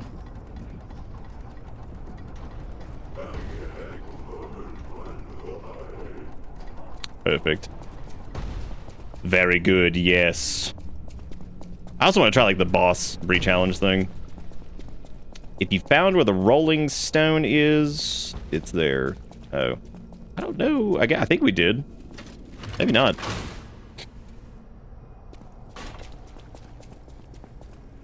Not here. Okay, well. Oh, hey, there's something over there we never got. Nice. This game got a lot of shit. Pretty big video game. Well, this way, I think, is just the... This is just back to whatever, right? Like, I don't know if this actually does anything doing it this way. Unless there was, like, crap over here that we didn't get. Which there is. Look at that jackass over there. Who's feeling bad for him? Just up there dangling. Living a life full of dangles. Oh, it's okay. I appreciate you trying to do it anyway. Jesus Christ, dude. The difference in, like, power we have, like, now is just nuts. Oh, still got staggered out of that. That feels good. Feeling pretty good. I wonder if that's one of the... That ends up being one of the clues for the cipher thing. Because you can see the clues for the ciphers before you actually really do anything with it. Oh, there it is. Yeah, there's Rolling Boulder Land. Oh my god, Tinkin.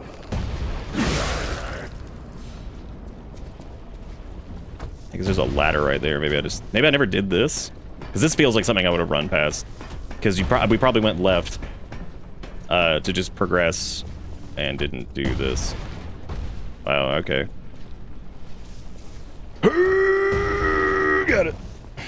Oh, here it is. Alright, so after this one, the Quartz and Blue Blood Tailcoat. Where's that one? Since I just never did this, apparently.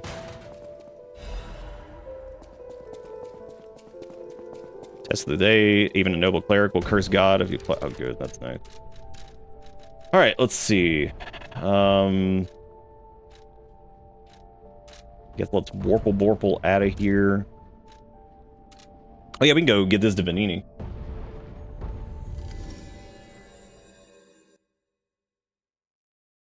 Maybe we'll get like a quartz or something for doing that. Workshop Union Culvert Stargazer. Got it. Yeah, let's go do this to go get this to Vanini since we never did this either. You're always well. May I be? I admit. What? No, of course I. Strike the puppets hanging from the Alchemist Bridge on Elysian Boulevard. Oh, okay, so this is like in a whole different area. Interesting.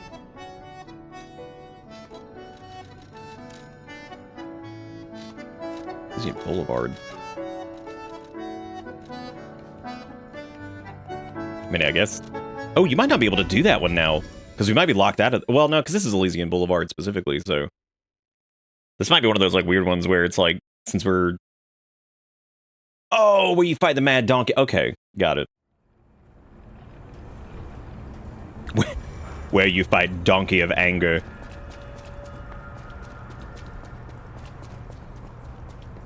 Which I think Donkey of Anger was, like, this way.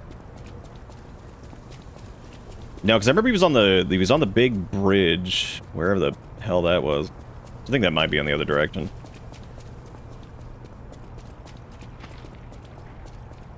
Fight the Mondo Donk.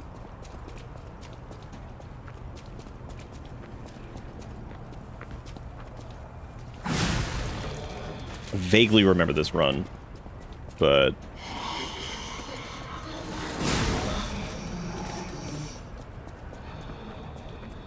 Oh, is that the global...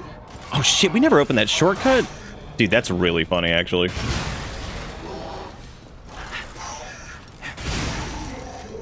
It has been like 72 years since we've been here. That's so funny that we never opened that.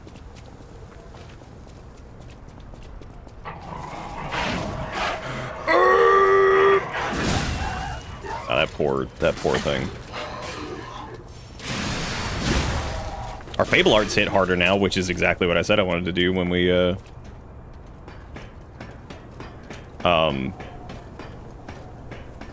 when I was talking about, respecking, because that was, like, one thing that we had built into, and unfortunately, I didn't have, like, a lot of oomph in the Fable Art section, which sucks, because then we didn't get, you know, because, like, the Killer Attack, which is the Fable Art that's on this, is really good, so... It's a very good one. It's got hyper armor. It's got, like, it comes out really fast for a, like, strength kind of Fable Art thing, so... Or for a strength weapons Fable Art, I should say.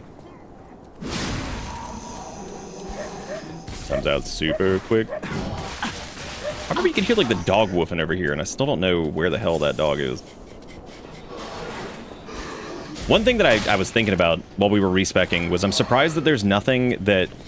Even, like, an amulet that makes it to where when you use a pulse cell, it, like, does the initial recovery, right? Does that whole thing, whatever. But then it does, like, a little extra bit, like, a heal over time. I'm surprised they didn't have something like that.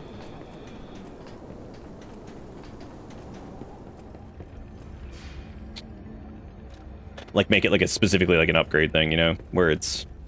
You have to do this to activate it or whatever. What all did he sell? Is there anything missing from him? Like 35,000 years ago. Well, that's the elevator, which is towards the end, I think. I don't remember where Donk is.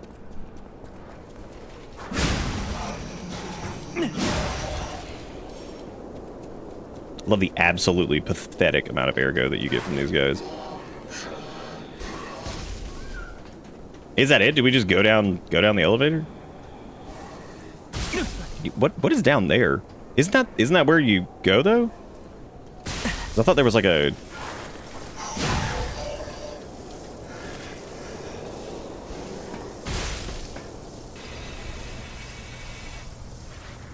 I was gonna turn around and see if that shortcut was over here, but I don't remember what that is either. I guess it doesn't really matter.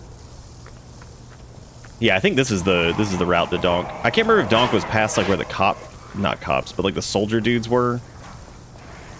Yeah, this is it. Yeah, it's right past where the soldier guys are. That dude's weapon didn't break? Holy sh... That's impressive, man. Good for him.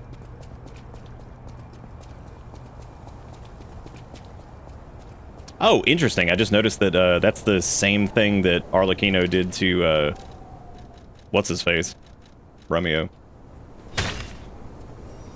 Cool. Letter with the refugee's address. Elysian Boulevard, 221B. The key is enclosed.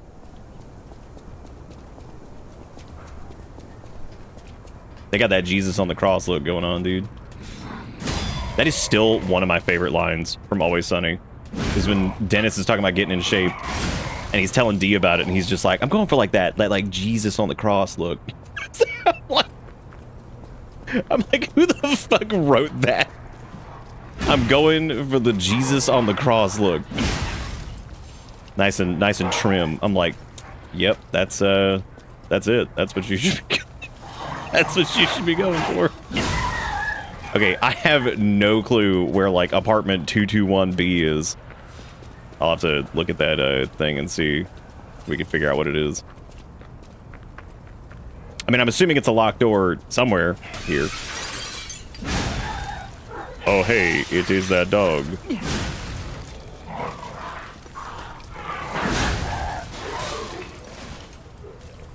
Ooh. Wow, okay. Imagine getting bullied by, like, a basic doo-doo level mob.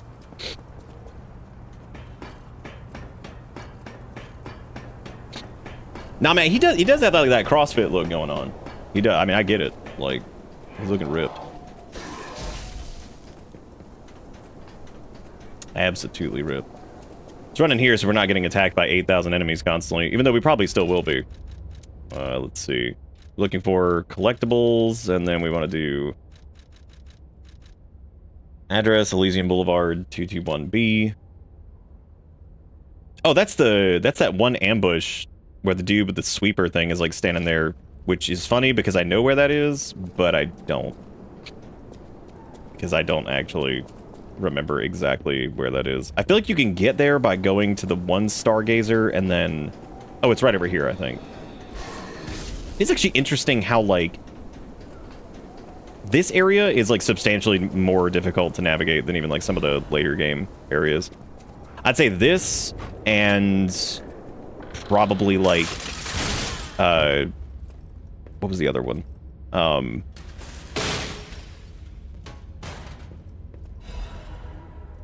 Owl Doctor's hunting apparel. Oh, there's a quartz, too, for that. Nice. Sweet. Okay, then the next thing we're looking for another Trinity door thing, I guess. That's cool. So we got the owl outfit, which is nice. Damn, man, we could have been using that. That's a good one. If I remember what the owl dude looked like, it was pretty cool. Probably wouldn't have been using it. Still nice. Probably wouldn't have been using it.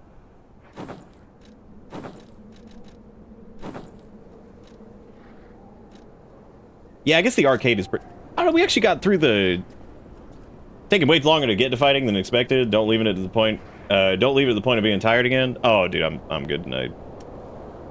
I was super tired yesterday. I was super tired when I started yesterday, so I was in huge trouble by the time I got to that thing at like 1 o'clock or whatever. I was like, oh boy. Now I'm in huge trouble. Yeah, that was an oopsie. Poopsie. I didn't mean to do that.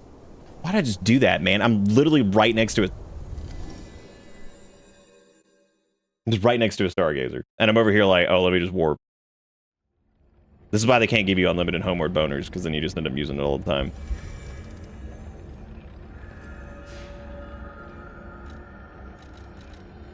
Okay, so we're going to, what was it, workshop? Whatever.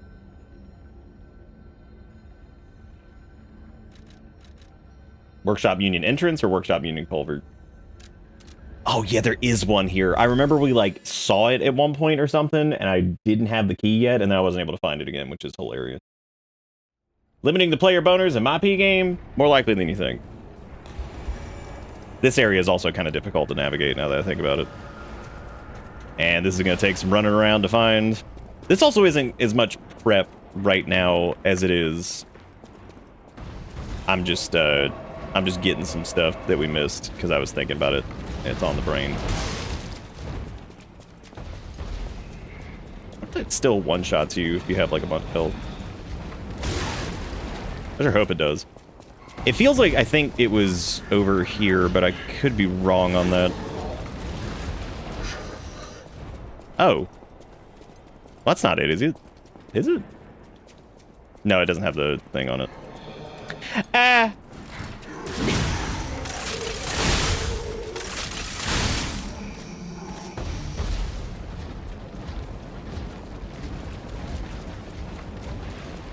I like the one guy who's just standing there. I feel kind of bad for him, too. The fact that that doesn't knock back. Uh-oh. You got your rebar stuck in the wall. Sir. Shit. I remember there's an item at the end of this, but I don't remember what it was, and I don't think the door is down here either. Yeah.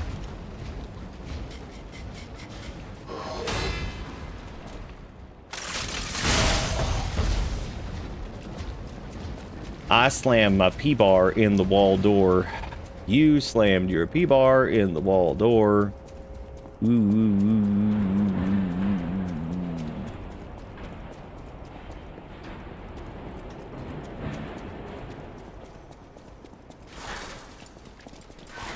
Oh, here's red alert over here, so this is something.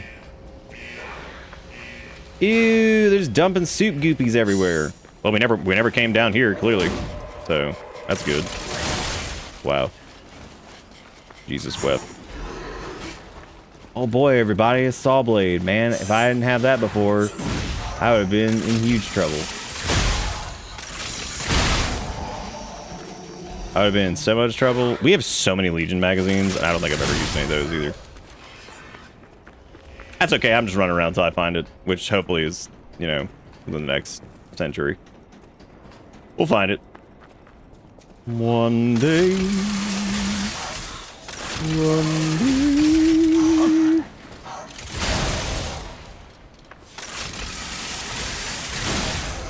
The timing on that to get the perfect charge is interesting too. That's very hard to do at like the heat of the moment. So, there it is.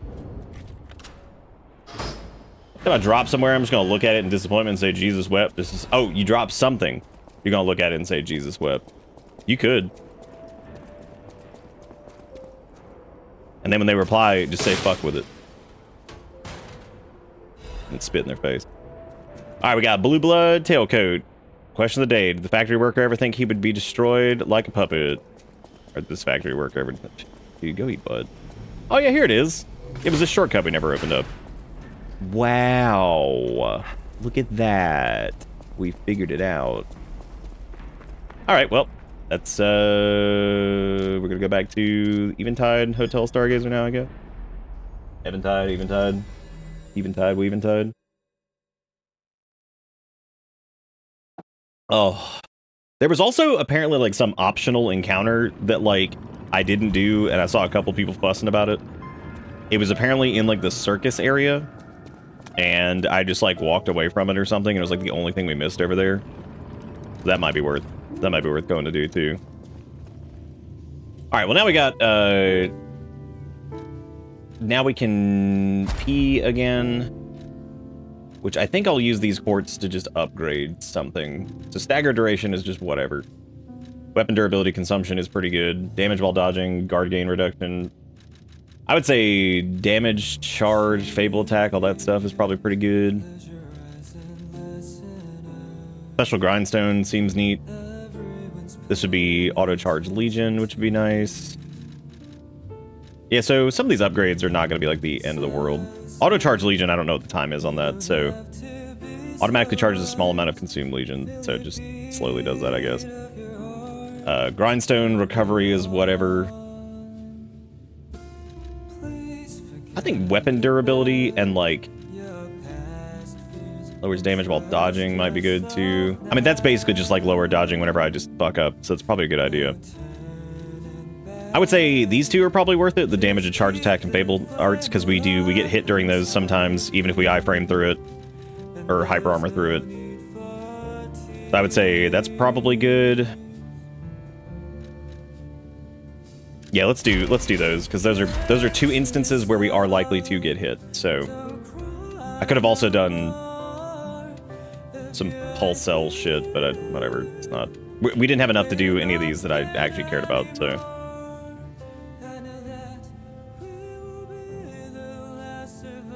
that's awesome, Lily. Good job.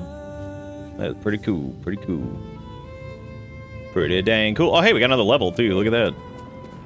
Yeah, there was another like token fight or something like that. There was like a creature that you have to fight at the carnival or something like that if you had like an extra token, which we did, and I think I walked past it or something stupid. I don't really remember what it was. Since our capacity is basically perfect at this exact moment, I'm gonna, I guess, give us slightly more stamina, because it's only like 6 points of health. I'd take the stamina over that. That's good, yeah, that's awesome. Good dealio.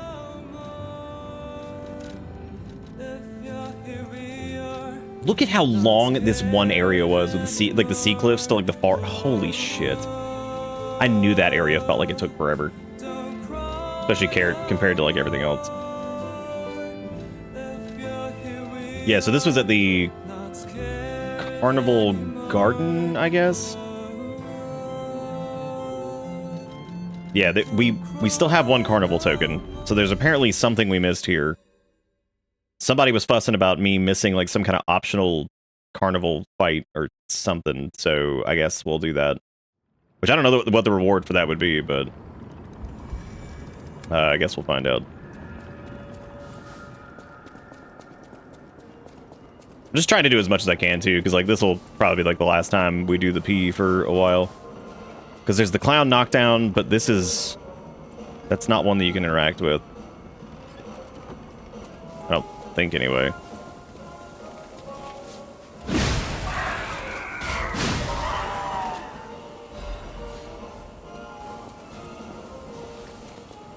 Or maybe I already did the Shooty McGooty one, I don't know. I know we have one token left. Towards the end of the map, end as in location. Like, close to like where the boss is? Damn. Damn. Hurt. It hurts when he throw the bomb. You may be surprised. Why does he do 3? That's so ridiculous. Pretty sure I said those exact words when we first did this. Whyeth he doeth so many. There's another clown knockdown. Bunch of babies over here crawling around the floor, which is always gross. Nasty baby creatures, just no legs. Body's puppet got none leg. Don't kill me.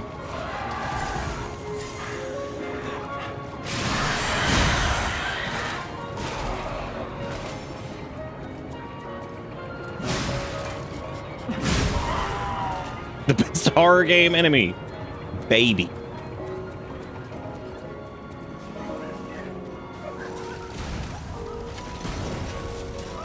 Oh, some stairs at the boss arena. Oh yeah, I guess that would be like a better way to do it, is to like take the... Go to that like shortcut or what. I don't even remember where the boss was for this.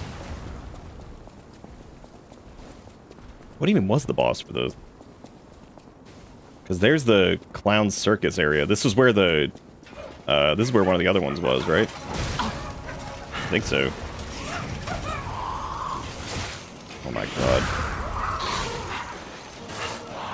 Oh, dry me out, Debbie. Ever told you guys I love getting staggered at a big ass fucking swing. Super fun.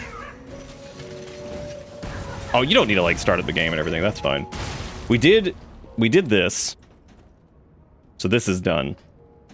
This is the whack-a-mole thing.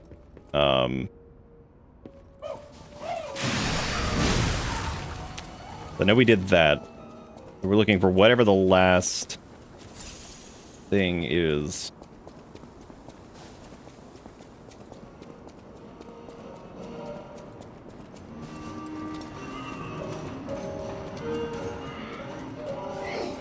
Because there's also the one where you do the dance, and then you also do the token. And we did this one too. So that's done. That goes to the gardens. Here's Vendor Man. Who has nothing.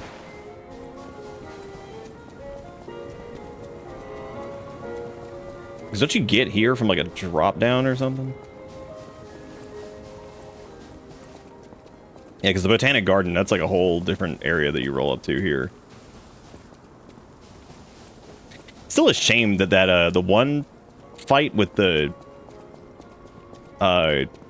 person who has like the puppet on the string and is like using it to attack it. That was like a really cool fight that they kind of blew really early. I was kind of surprised by that.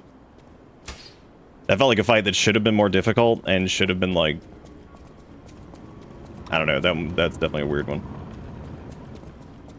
Okay, so this is up here about the Stargazer, so this isn't it either. I don't know where it would have been if we missed this. I think Kombucha was the one who said something about it, which is the only reason I even know that we're missing an encounter here, apparently. We have the Smiling Bunny Mask, the Nini commemorative coin. Yeah, so we still have one Carnival coin. And I think you use all of these if you whatever.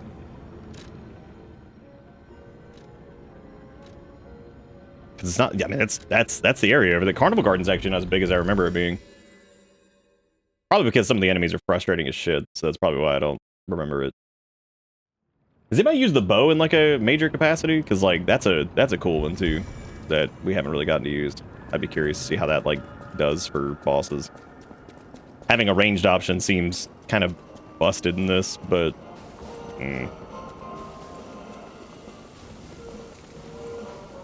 okay, so what about down here? Did we go down here yet? Oh yeah, because this is the area that has all the explodos. Thank you. Thank you for the damage, I appreciate it. There's big idiot.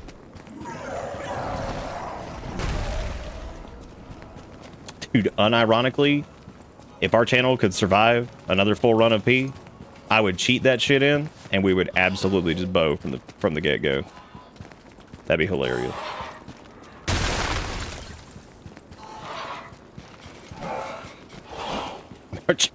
I church and we'd be fine. I'm just like, I know people are probably tired of the P. It's on the 3rd level. Now, when you say 3rd level, do you mean like the 3rd Stargazer?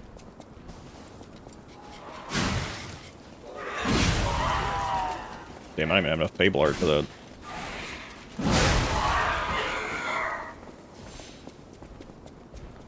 Or do you mean like it's up there like past like the Ferris wheel and shit? Thank you, Sophisticated. I appreciate it. Even though it feels like most people have that same sentiment, but I think for sure there is some level of is it this? Oh, it's this. Okay, I got it. Wow, I really did walk like right past this. That's hilarious. This is like impressive levels of stupid. But yeah, apparently I missed this and like, a couple people were frustrated. Dude, is that the Jonkler? Oh my god. Oh boy.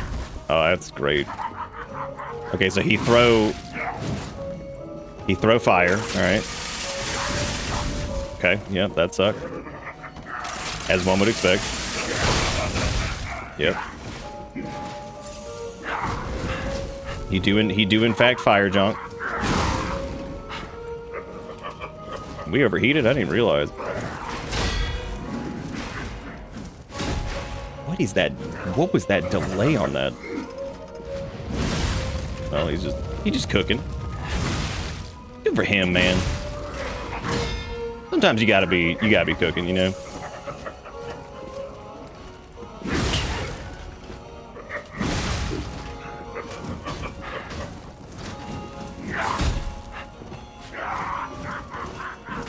Oh, he tracked. Oh, he tracked very good. He only tracked like he should. Very good. Very good. Wow. Neat. What's he doing there? What's he doing jonkling around? Good. Man, he just goes. Look at that. Fucking Dagoth her around. That's always tricky when you have something that does like that many attacks, and then at the end they're like, "Here I come for the big undodgeable blockable." Your favorite. Looking forward to changing game. Yeah, it makes sense. People are probably over the PP. This is definitely one of those instances where I got like super into a game, and that's just where it is. My brain was just like, you need that P. Kept it offhand for a bit of range, never tried boss with it. Normal enemies, it's decent. Yeah, I'd imagine what bosses would look like with that. Probably pretty crazy. Oh, ye Jonkler. Oh, you can't even do... Oh, yeah, you can. Okay. Wow. Dude, you straight up, like... He can just cook your ass. You see how much damage that did? I guess I missed it last time. It just light me up. It just burned me out. Yeah, I think a decent chunk of people are like just having a good time. We having a good time. But then something, yeah, I consider the folks who are some people are just interested in whatever we're playing, which is also cool.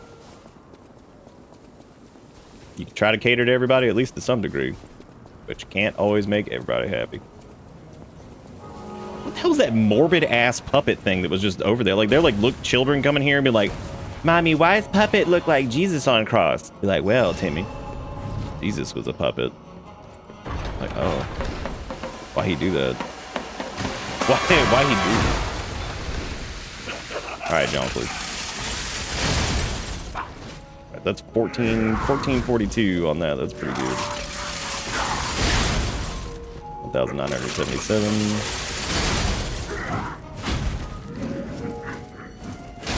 Nah.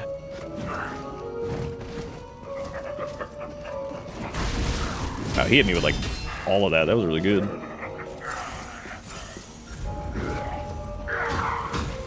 I just realized we could try out the perfect guard thing. I haven't done that yet.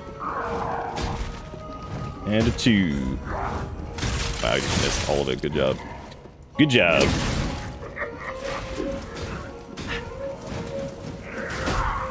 Is he have like the same moveset as like another enemy we fought? Maybe not. Damn you, Jonk.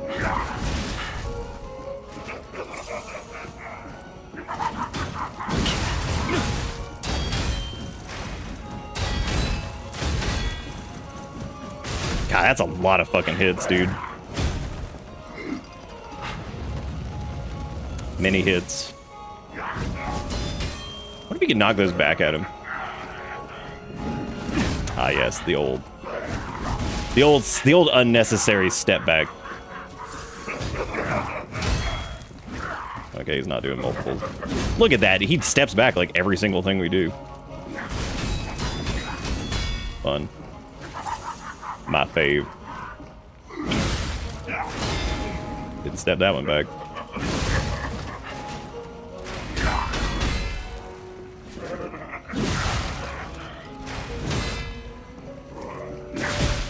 Oops.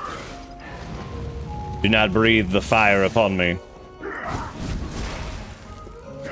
know what's interesting about that, the perfect guard thing is I noticed that since those count as perfect guards, we rebuild like Fable charge on that, which means if we catch it at the right time, I'm like, wow, are you kidding? Oh, from the overheat, that makes sense. Playing old PS2 games on the deck is an interesting feeling. Oh, I bet.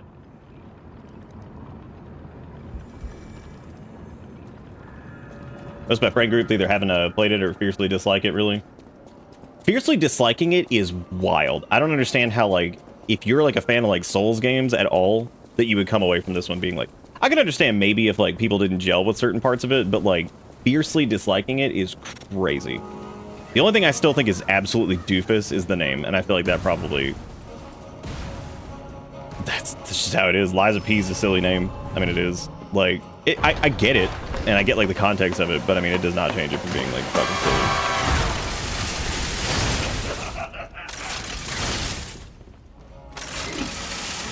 Oh, we're dead. Don't you spice me up.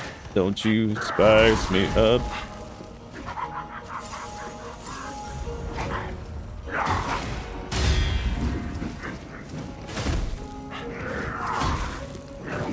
Two and three.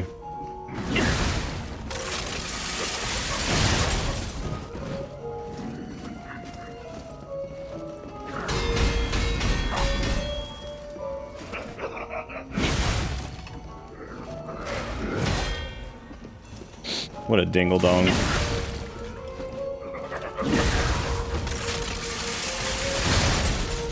God, if that didn't knock you back, that would be, like, the best way to transition into a fatal. The fact that it knocks you back, though, holds that back a little bit. I mean, like, super useful. I mean, it's still really useful. It's just...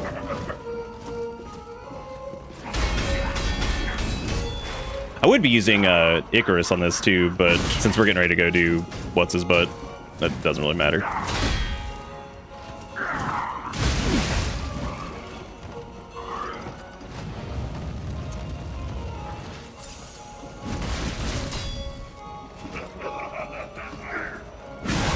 I think I'd prefer the player character looking like a K-pop star at this point over like generic grizzled fantasy character creator person like 55. Because depending on like how the game's character creator is, if they're trying to go like the Souls route. Oh, neat. Workshop Union Auto Adaptive Converter. Oh, that's interesting. Damn, I wish I had done this earlier.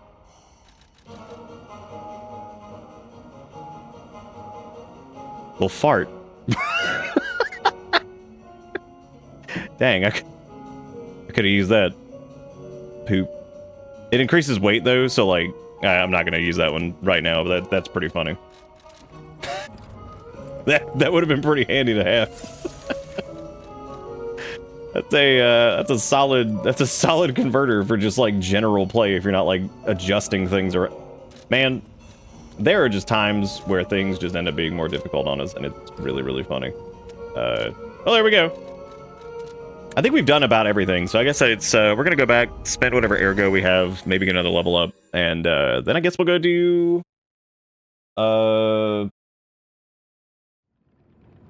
What's-His-Butt?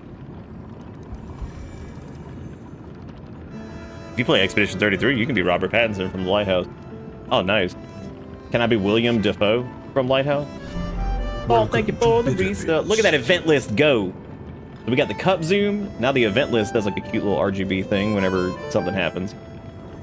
And I like that, man. That's pretty cool. I'm really proud of that setup. I think that ended up turning out great. Took a lot of work, and it's a lot of custom shit, but you know what? I'm proud of it. I think we done good. Now we can, like I said, now we can finally do the hourly rate thing, because it won't be, like, broken.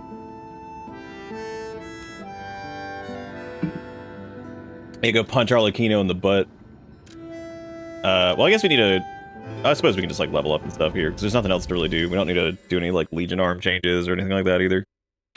Because we're at 59%, so we're just under heavy. So our dodges will also be effective, which... That was the other problem last night, is our dodge window is garbage. Like, it is terrible. Because I was thinking about it, I was like, what are we, like, missing here? And I'm like, we have, like, the worst dodge window ever, because all of our shit was so heavy. Our Legion arm was pretty much useless, our build was pretty fucked for this, and we didn't even have, like, 2 charges, like the grinder and stuff, so... Guy who plays Netflix Daredevil. Oh! Something... I forgot his name, actually. Shit. Charlie Cox, there you go. Nice. I was actually gonna say Charlie Cox, and I couldn't remember if that was Daredevil's, like, name, because I'm not, like, big comic man normally, so... I legit was like, is that just what Daredevil's name is in the show? Now, our guest guest Nah. of honor, Leia Florence Monad, takes the stage one more time. Absolutely, like this entire segment is like some of the best VA in the game, just straight up. So good. God, her fatal attacks do a good bit more damage now. I will tear off your damn head and rip out your egg! That is, if your soul is even in there. My soul. I swore an oath to Carlo. I swore I would never be late again. I won't lose anyone else! God, our dodges had so much more, like, No, not anyone! so much better. His VA and her VA are both so fucking good. Crazy good.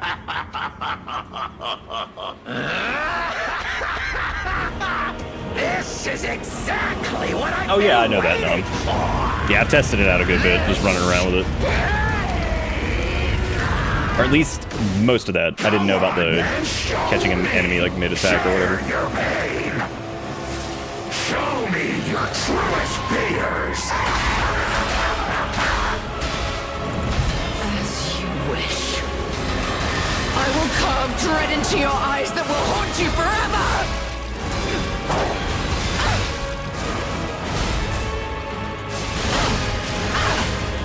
God, he's still fucking hit me with that. Stubborn and foolish. How very human of you.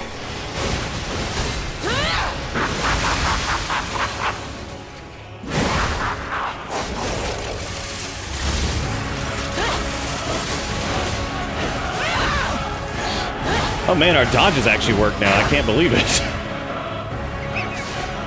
I like how last night they just weren't. Because we were so fucking heavy.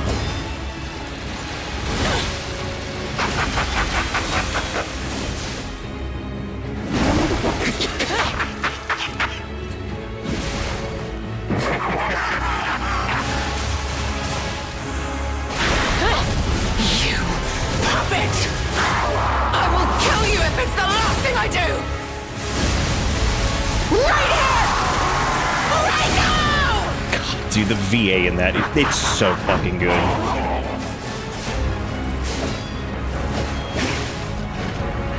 This game just has like the most hype shit going on at all times. To exit my stage. Dude, his rap is disgusting. This shit's crazy. Twitch on mobile freaking out. Oh man, why it do that? Why it do? Ugh. Yeah, no, I can't imagine coming away from this in like any capacity being like, this sucks. Like, I just can't. Again, I could imagine being like Souls fan 69 and like kind of being like, oh, it, you know, whatever. But like, nah, I can't fathom coming away from this and be like, this is ass. The secret boss in the mines? Oh, how sweet! I don't know, now actually. Our guest of honor, Leia Florence Monad, takes the stage one more time. God, the reduced damage on our charge attacks too is huge now.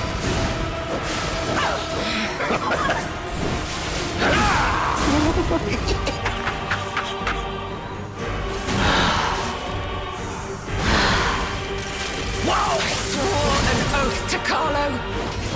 I swore I would never be late again. I won't lose anyone else. God, it's still No, tricky to fit Romeo! that. Not anyone! Oh, I actually didn't kill him. That's surprising. Go on and show me. Share your pain. Show me your truest fears. As you wish. I will carve dread into your eyes that will haunt you forever!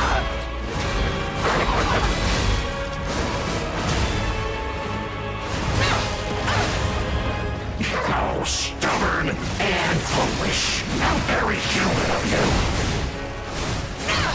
Dude, Killer Attack is legit one of the best, like, standard Fable arts, I think. Like, that shit is so good. Here we were thinking this was gonna be the mean blade, and nope, it's great. Good stuff.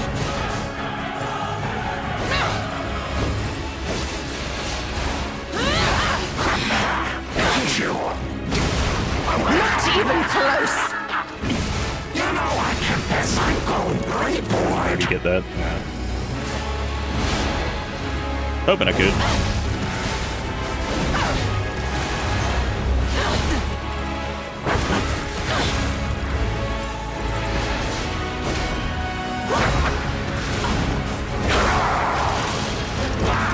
Can't block that dumbass. Why do I always do that? Exit my stage. I always go for a perfect or like a whatever there. It's like that's not it, man. That's a grab. For example, he thinks the dodge has 0 iframes and is pointless. Okay, that's wrong.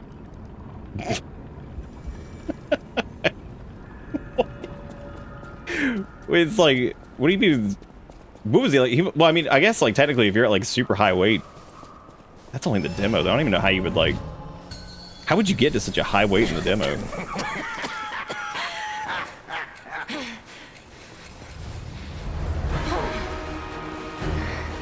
Interesting. Oh, how sweet! Now our guest of honor, Leia Laura Smodan, takes the stage one more time.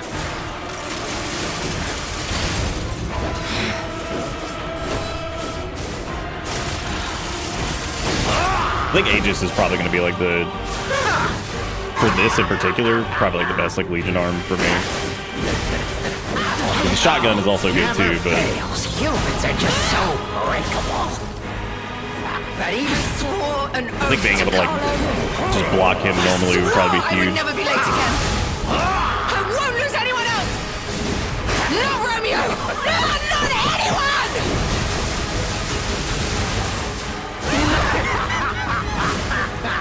Yes. Go on then, show me. Share your pain. Show me your truest fears.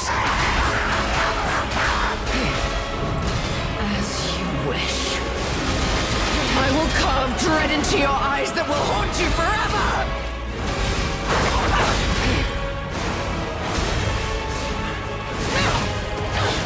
Wait on that dude. Oh, stubborn and foolish. How very human of you. Ouch.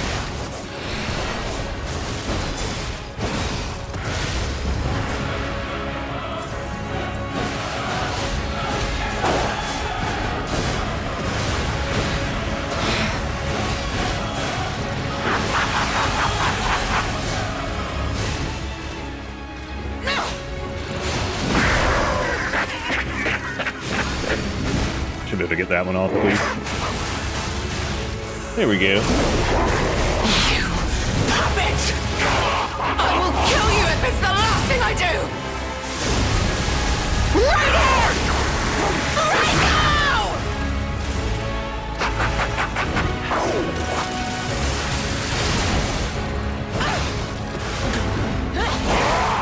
now! Delayed explosion.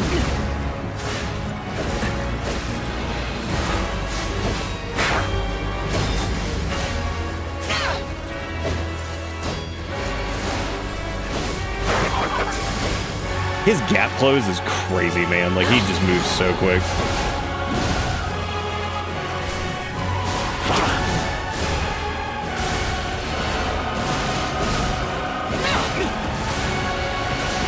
Just have to be careful to not, I see it in you, you know. Fear, loneliness. Not a whiff of them from the boiled air, but you are a beast. Emotions. Got you.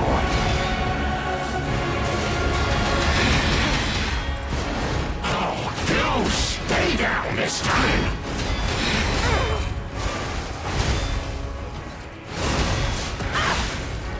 You know, I confess I'm going pretty bored. easy. There we go. I can't wait to do that solo, actually. Impressive.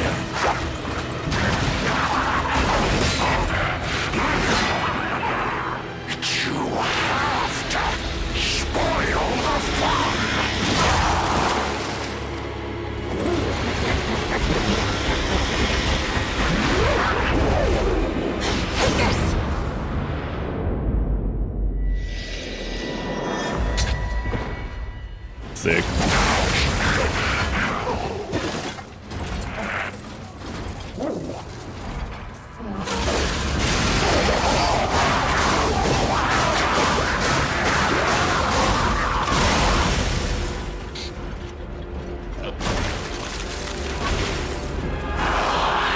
Was fun while it lasted.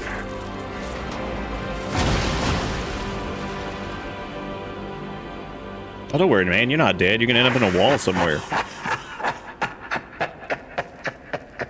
Yeah, I definitely agree with using Leia on that fight, for sure. Like, that is, like, the hypest shit ever. I think whoever it was that was making the comparison to, like, Bale and all that shit with, like, Elden Ring, man. This makes that encounter look like a fucking joke. Like, I think about how, like, silly that is in context, comparatively. Because it's just goofy as fuck. And it's, like, fun because it's goofy. This is fun because it's fucking cool. So.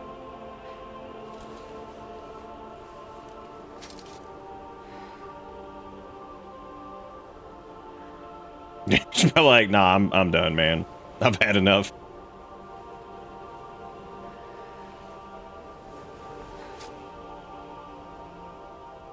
She's like, take this bullshit stick. It's yours now.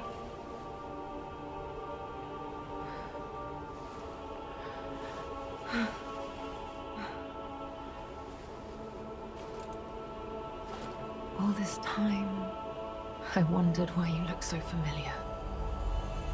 And now I know.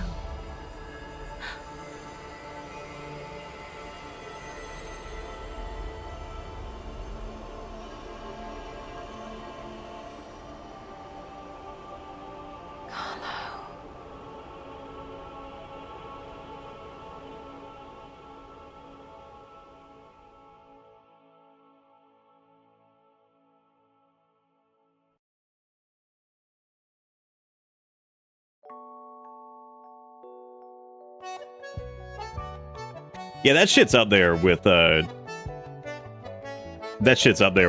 of the Abyss as far as like a DLC goes. Like, that is genuinely fantastic. Like, crazy. That might be my favorite Souls-like / Souls DLC outside of like Dark Ones. Because yeah, that's yeah, that's crazy good. I'd also imagine that Arlecchino probably isn't as crazy of a fight if you're not just trying to be like, unga bunga, let me hit with gigantic ass fucking R2. You didn't vibe with it too hard until New Game, or due to New Game Plus? Oh, yeah, I'm still not a fan of New Game Plus and a lot of stuff.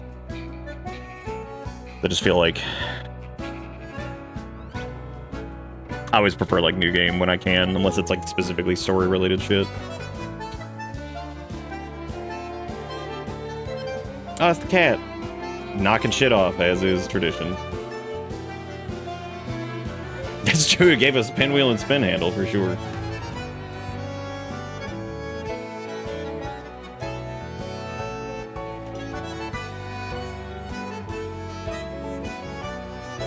I love how we picked up that meme stick and then we just ran with it and made like the most stupid build out of it ever. The full brute force and ignorance strat. There were some bosses that were legitimately trivialized by that, which is pretty funny. Like, they just pushed from like one stagger window to the next, which is funny because that was before we'd even like swapped stuff around, so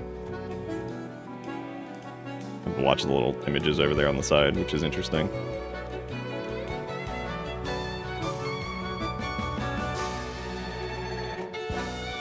Oh, that's true, yeah, the puppet talk thing. You sent me a thing earlier. What'd you send me?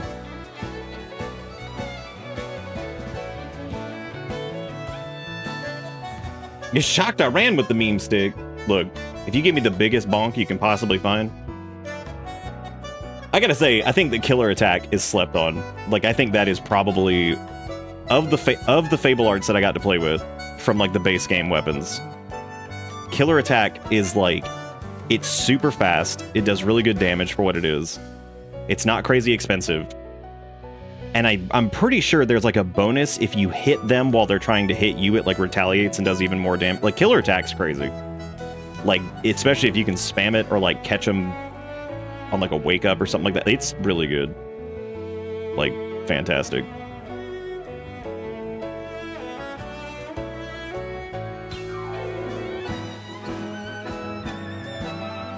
Specifically wanted you to go back for the puppet act. It's ridiculous. It is ridiculous. I'm actually, yeah, I guess that was the fake dude stealing his shit. What, dude, it's crazy after getting to meet him too. And how much you end up, like, just detesting the asshole who killed him. Because, like, he already sucks. Like, once you learn that, you're like, wow, what a piece of shit. And then you get to work with the tracker, and it's like, wow. Now you're like double extra ultra prime piece of shit. Now we hate you even more. You did. We just beat the DLC boss. Definitely a lot definitely a lot easier once we actually like shifted our build around and like, you know, made it not as stupid.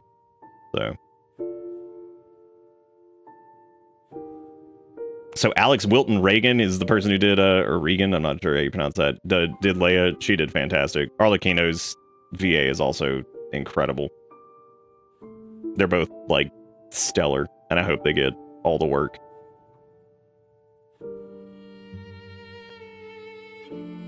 There's got to be is there a Korean dub of this? I didn't actually see if there was like a Korean like voice cast. Or what if it was one of those things where they just did like the English VA and that was it. So I know some Japanese media does that too, where they'll just do the English VA and they'll just say fuck it and just put everything in Japanese for the text. Oh, interesting. That was where I guess they found her in the rubble or whatever.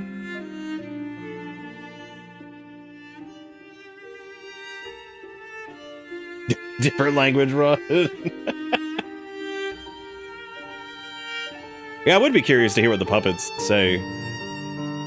I'm assuming based off of what what's-his-face says, I'm assuming that they're all trying to talk to you, but you can't understand them. Like they're trying to like relay the message to you or whatever. Or at least that's the way they make it seem. So...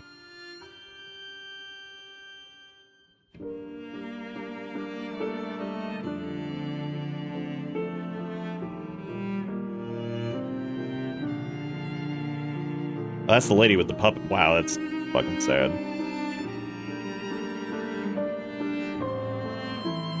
Better to YouTube it, trying to read those dialogues while doing the boss fight is I can't do it. I think for most of them I'd probably be okay. It would just depend on yeah, it would just depend on which ones, because some are a little bit more hectic than others. That also stops that puppet dialogue stops once you get to the King of Puppets anyway. So most of those I would say he's probably the hardest one to read. I would imagine all the other ones are probably fine. Dude's name is David Ding. Man got the last name Ding. Oh man. You know what is interesting? The way that this game handles that same type of... Oh, that's the guy that was in love with the puppet, isn't it?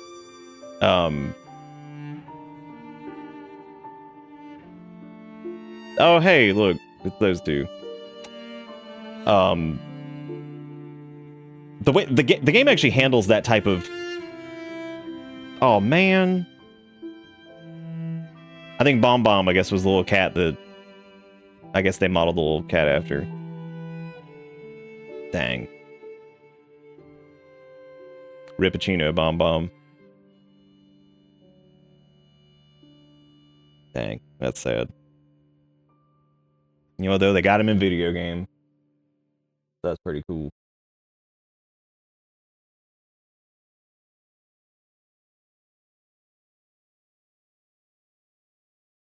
What if, like, the Back to the Future theme just started playing right there? It's like... I'm like, oh, come on, man. Back to the Future 4. P.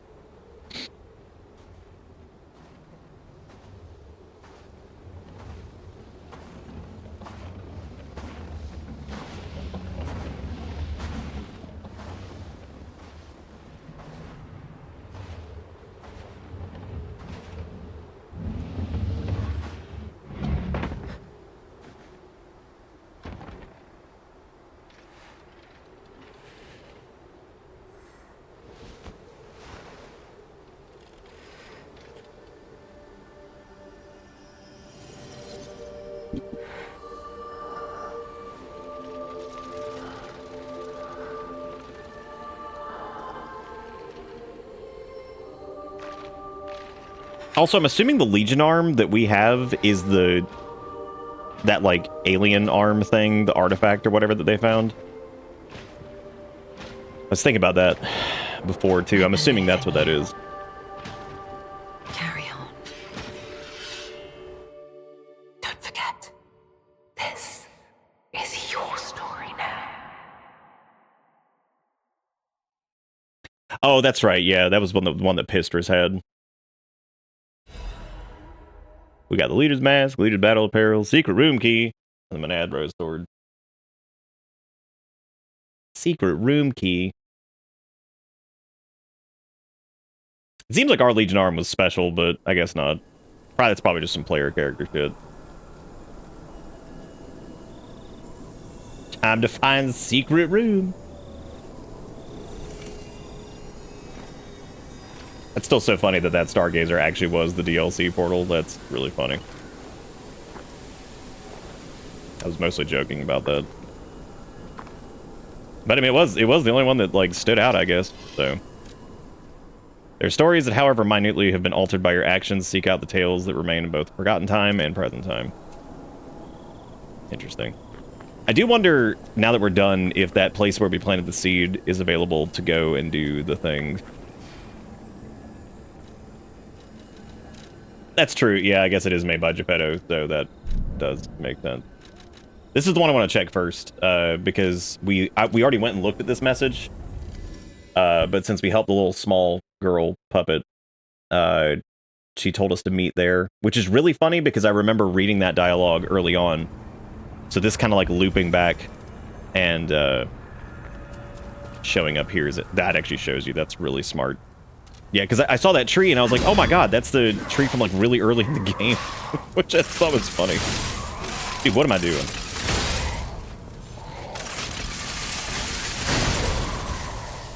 What are we doing? Yeah, I think Icarus is still my favorite, as far as like the Legion arms go.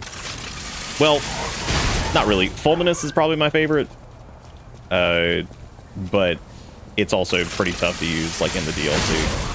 In the base game, it's solid. I think there's like really no issues with that, but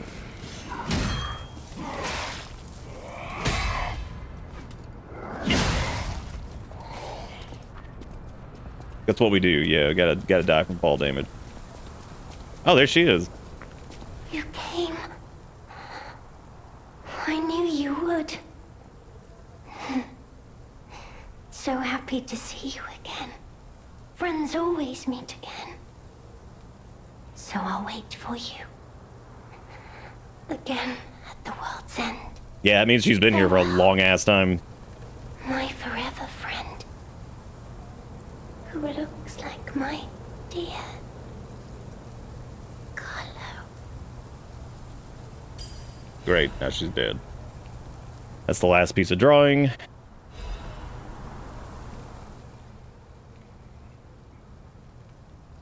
Ah. On the back are two sentences, each with different handwriting. Our beloved son, may your every day be as happy as this one. Damn.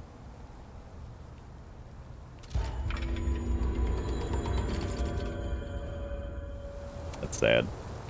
Yeah, we respect and built into our turbo bunk and all that stuff, and then went and smashed Arlecchino's butt.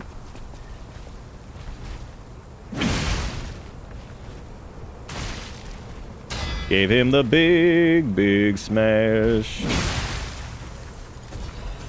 Well, her story had a extremely depressing end, like I figured it would. That's great. We always love a good big sad. Fucking love Killer Attack, dude. That is like the best. The absolute best. That shit is carried. And it all began with a meme. All right, so we did that one. So we got to see her little end thing. Oh yeah, we can go look at the picture in Hotel Krat.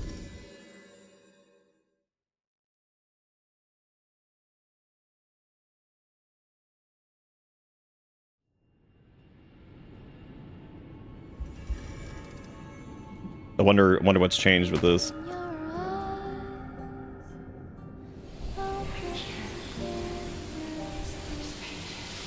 Oh.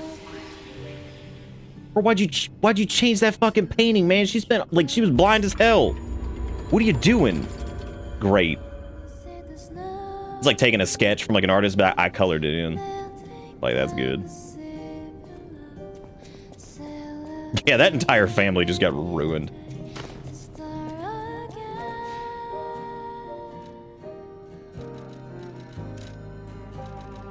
Somehow still, even though it is like big sad in a lot of spots, it handles its big sad, and this is just my opinion. It handles its big sad with like finesse that I think that like this handles it with brevity and finesse, whereas something like Nier, the first Nier, not Automata, just like fumbles really bad and tries really hard and ends up kind of just blowing it in a few spots because you're like, okay, dude, I'm so fucking sick of this. You've made me like spend so much goddamn time doing this. Just here we are, whatever. The game's also considerably older, so that's worth doing. Okay, so the picture changed. What else we got? Bit of Eventide land over here. Legion is consumed when using a Legion arm. Like, yeah, was it? What was it though? I never finished Automata, but I mean, even the like chunks that I finally did get through at one point, I mean, are substantially more impressive than the original. Oh, neat. I was wondering like how this came to be, I guess. I think, doesn't Sophia say that? Oh, no, I don't think she ever talked about this directly.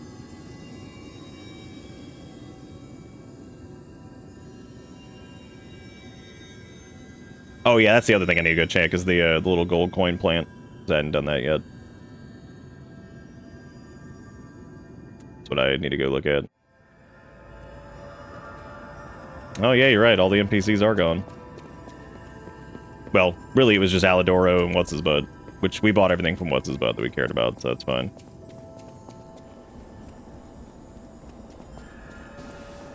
Oh, neat. It's this.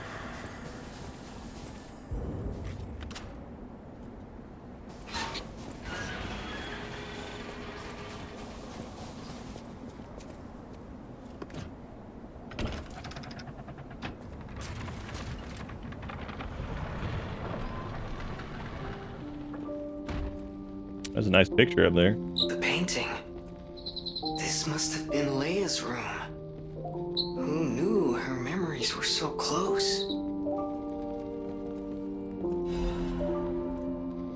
Leia's recollection. All right, what else we got over here? Oh, here we go. My dearest Carlo, listening to this song always reminds me of you.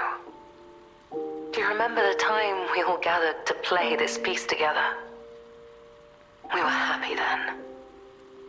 They were precious, if all too short moments of happiness. Perhaps those times were so precious because of their brevity. Why is it that we humans always look for more when happiness is already in our grasp? I couldn't appreciate what we had then. But that wasn't because I found you tiresome. After breaking ties with the Monad family, I was lost. I could barely take care of myself. So taking responsibility for you and Romeo, it was more than I could bear at the time. But in the end, you two saved me. You washed away all the spite and hatred in my heart. Legendary Stalker. A worthless title. That cruel end should never have been your fate. It was only when I held your pale, cold face in my hands that I understood that we should have stayed together. That I should never have left the two of you. But now you belong to the past. I shouldn't cry. It happened happens to us all. Eventually, I will join you there as well. No one lives forever. So in time, we will meet again. And in that moment, my wish is that I get to sit with you as the light of the sunrise washes over us, and we share a love. Together. Your teacher, Leia.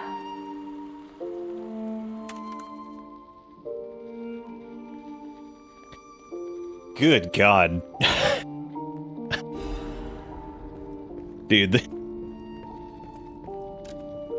this game.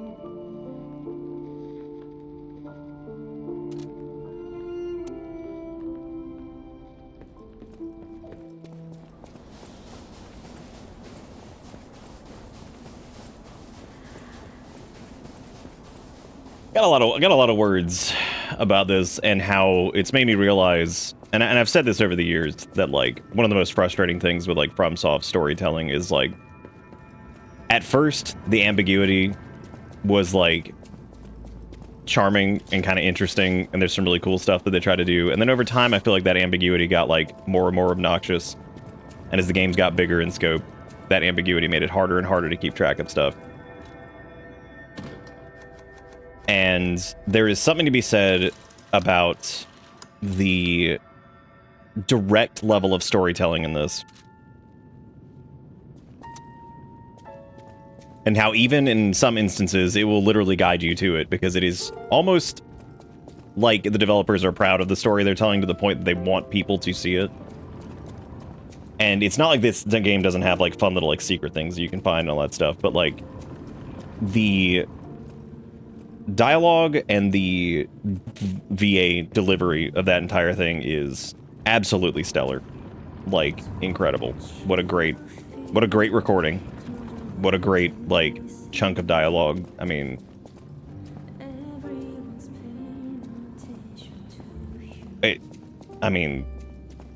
it's just, the more I think about it, the more I think about that person who was like, Liza P is fucking art or whatever, and I'm like, yeah, no, they're dead on. I mean, like,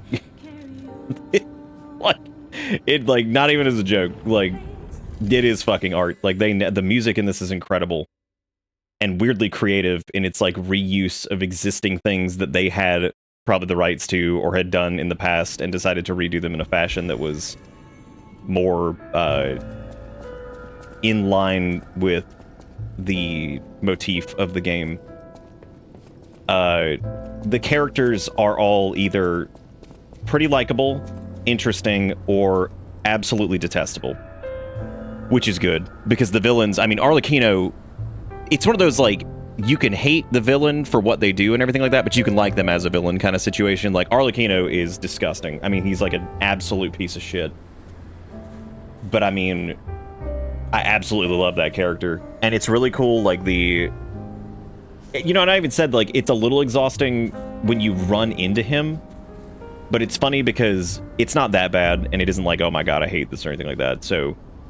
But then, now, in retrospect, it's not at all. Like, I actually think all the dialogue that Arlecchino has is, like, even better, because then he's been, like, sitting there, and now he's doing all kinds of other crazy shit, you know, so it's like, oh, it's interesting, you can't go in there in the... There's the gold coin thing. Got a golden rose. Wow, look at it. It's so beautiful. Gold rose miraculously ballooned from a seed planted long ago in the garden, maybe used to decorate something in the hotel. However meager, the boys' fight transcends the boundaries of time and alters fate itself, a golden tribute to the stories left behind beyond the infinite repetition of time. But I mean, this game has, like... Again, it's... Finesse is a good word for it, I think.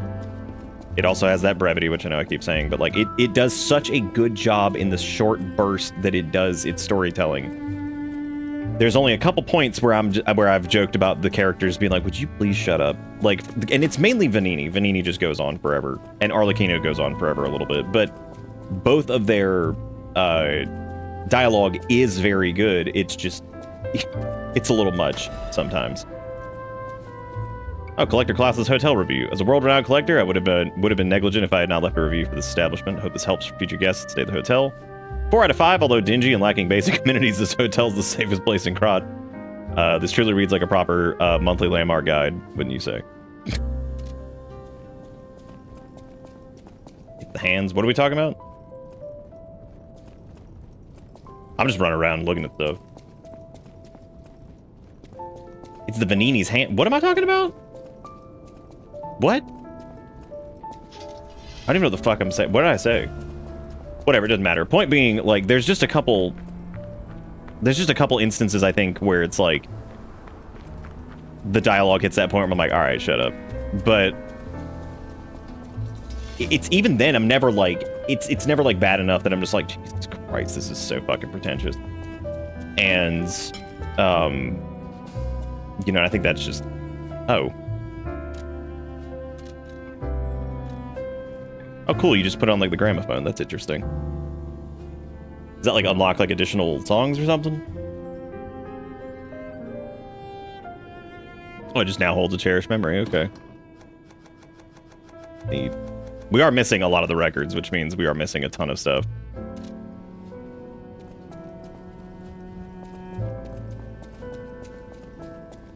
Yeah, this is blowing me away. Like, I mean, this is a 10 out of 10, easy. Like, there's nothing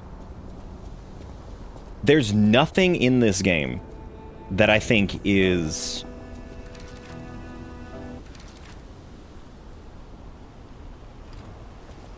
so from like a story perspective, there's nothing that's like exhausting, pretentious, ludicrous, just stupid, like whatever. There's nothing in the story that I just think is like absolutely asinine, and then to the point where I'm like, who the fuck wrote this?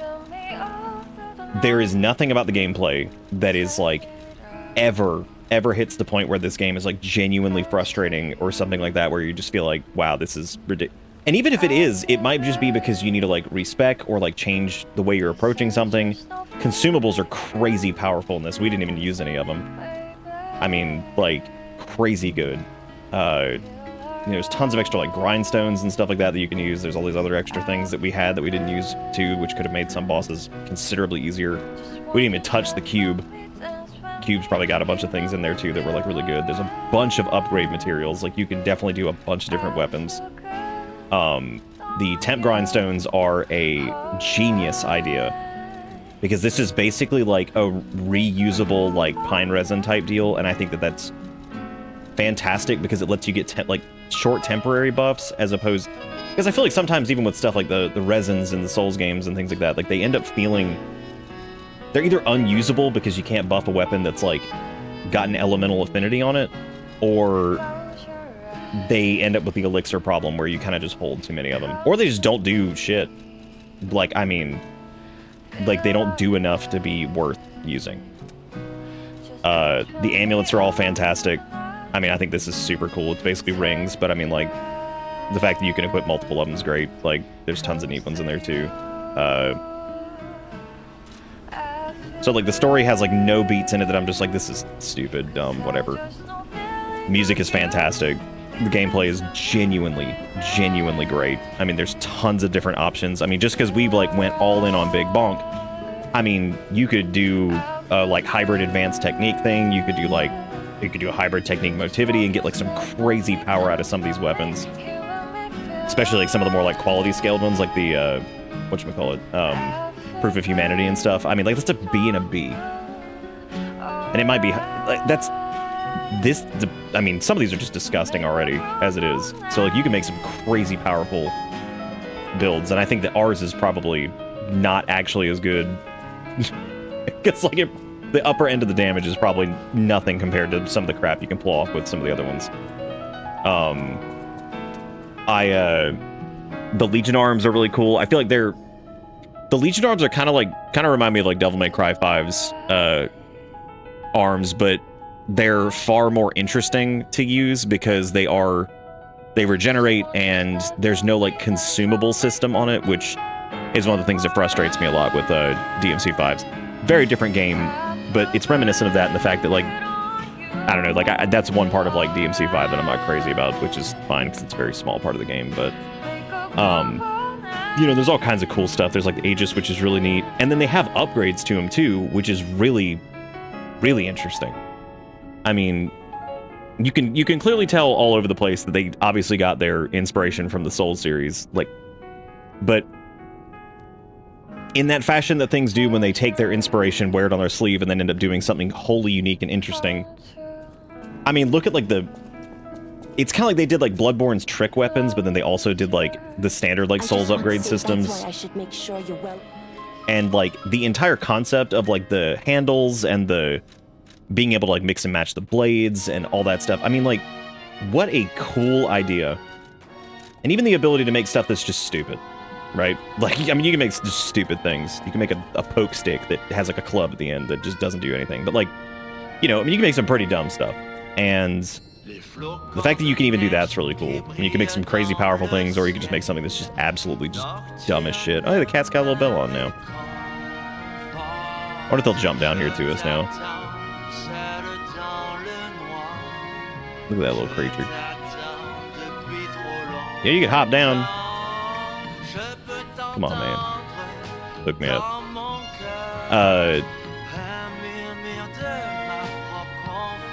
I'm trying to think of a negative. I don't... Even soul reclamation in this, the way it works, is, like, kind of genius. Because what we've seen so far is, like, they either have the system where you drop your garbage on the ground and you have to run back to it, and if you don't get it, you lose it. This is unique because it has that, like, the ergo, like, depletion thing, where, like, if you get hit, it, like, removes. But then if you, like... The way it works is, like, weird and interesting and, like, a unique take on it. Same goes for like the weapon handles and the blades and all that stuff too. So it's like, I don't know. I feel like they really sat down and looked at like what sucks ass about Souls games in general, and they fixed like the majority of it. Like really, I mean, Soul Reclamation is good. I mean, it actually like isn't frustrating and stupid. I feel like I could count on one hand the amount of times that we got like smashed enough to the point where we just lost like everything. Leaving him at the boss door is really good. The unlimited homeward bone thing too with the watch or whatever it is there's nothing in this I can think of from like a Souls-like perspective that I'm like, this fucking blows. Or I wish they had this because why did they forget it? Like there's a level of, I don't know, man. They just crushed it. Like, absolutely crushed it. Yeah, I guess the cube is like whatever, but the only reason the cube seems so underwhelming is because I didn't know... We walked past the gold coin tree, like, activation. That was the reason the cube seemed so fucking stupid to me, because I'm like... I'm gonna grab this here in a second. But, like, that's the reason the cube seems so stupid to me, is because we didn't have the thing that made it work. So... Okay, so we got a weapon called the Golden Lie, I guess. Which is another quality scaling thing with... Got Storm Attack and Furious Golden Hits. We're gonna go, Yeah, God, I would hope it'd be done after we did all the humanity shit from the DLC. Yeah, I don't know, man. Like, this game is pretty much... As far as Souls-likes go, it's pretty much perfect. It's got pretty much everything you would want. I mean, like... It's just crazy. Like, I mean, it really is. God damn, this thing's huge. Alright, so what's the moveset on the... Alright, got some big, fat, chunky R2s. Wow, the R1 combo is, like, crazy, too.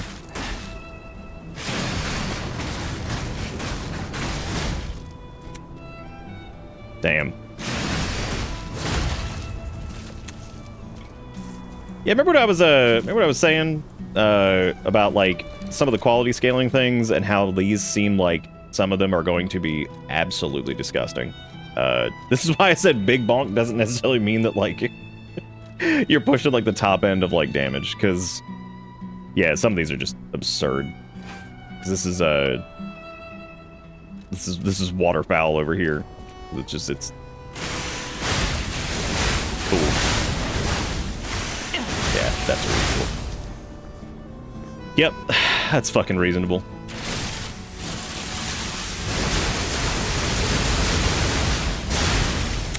Yep, that's it.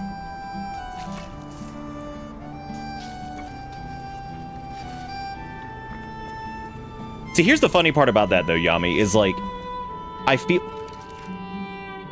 So, I talked about this the other day about how, like, sometimes things that are, like, either a little too ambiguous or, like, super pretentious or, like, maybe think that they're... How do I put this? Like, Elden Ring's story has this problem, where, like, the base game story is actually pretty easy to follow. The problem is it takes place over the course of such a long period of time that, like, I often joke about in the first playthrough, Monkey McBushman, who's just chilling, whatever the fuck his name is, and the fact that I can't remember his name is pretty telling too, because I've interacted with him like 50 times, but I legit forgot he was even a character in Elden Ring, and we absolutely talked to him, started his quest chain, and then by the time we were done with the game, I was like, I don't even remember that guy. Like, it's because it's over this course of this huge-ass game. And then when you factor the DLC into it, it's just like... There you go. And I think a lot of people who, like, have come to praise some of, like, the later FromSoft, like, storytelling stuff are people who probably don't even get it at first and just wait for, like, Loreman69 to make, like, a video on it. And then be like, oh, yeah, dude, this is, like, peak. And it's like, uh-huh. Yeah, is that why you had to have somebody tell you the fucking story? Because otherwise... you probably wouldn't have known what the fuck was going on. Whereas, like, pretty much everything in this is laid out for you. And any of the fun, secrety stuff that we've come across, or, like, neat interactions or anything like that, is just a bonus. Everything else, though, even some of the smaller things, they do such a good job of breadcrumbing the player to it. And like I said, it's almost like they're proud of what they've done to the point where they're like, we want to make sure that people don't miss out on this kind of stuff. Like, and this is not, I'm not saying there's anything wrong with, like, people doing like lore videos or anything like that. I think they're cool. That's fine. Like, that's cool. It's not, I'm not ragging on that. I'm saying, like, I'm ragging on the people who I think sometimes would be like, oh, Elden Ring has like the greatest story ever. It's like, did you actually follow it when you played it? Like, and I'm not saying that you can't do that. I'm just saying, like, I do firmly believe that, especially in some of the later From games, that, like, most people, if they were interested in the story, even if you read everything, you probably would be missing out on a decent chunk of it because you weren't, like, connecting, like, the dots together or whatever. And I feel like that's why a lot of, like, Souls lore shit is so popular even still. And granted, that's a market that's dominated by probably very few people now, but, like, and that's just because of the big fish get bigger type situation. But, like, you know, especially when you compare it to, like, Demon Souls or Dark Souls, those games' stories have, like, weird ambiguous things to them, but they almost, like, play in their favor because the main stuff is pretty damn obvious. But so, like, then the small stories that happen that are a little bit more, like, out there or hard to find or whatever, or, like, maybe the cool links you can put between things are, like, feel more like bonuses because those games' stories play out very well.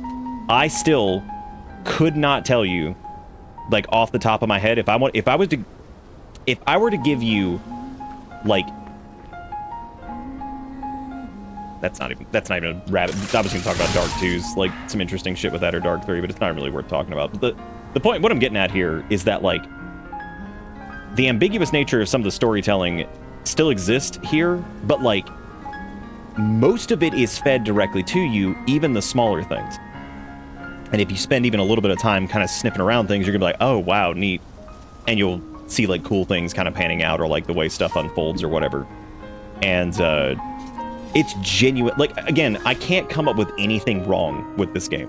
To the point where I would, like, if I were to give it, like, a number rating, which is, of course, just worthless anyway, but, like, you get what I'm saying. Like, anything that would be like, oh, this knocks it down a couple rungs. There's nothing like that in this.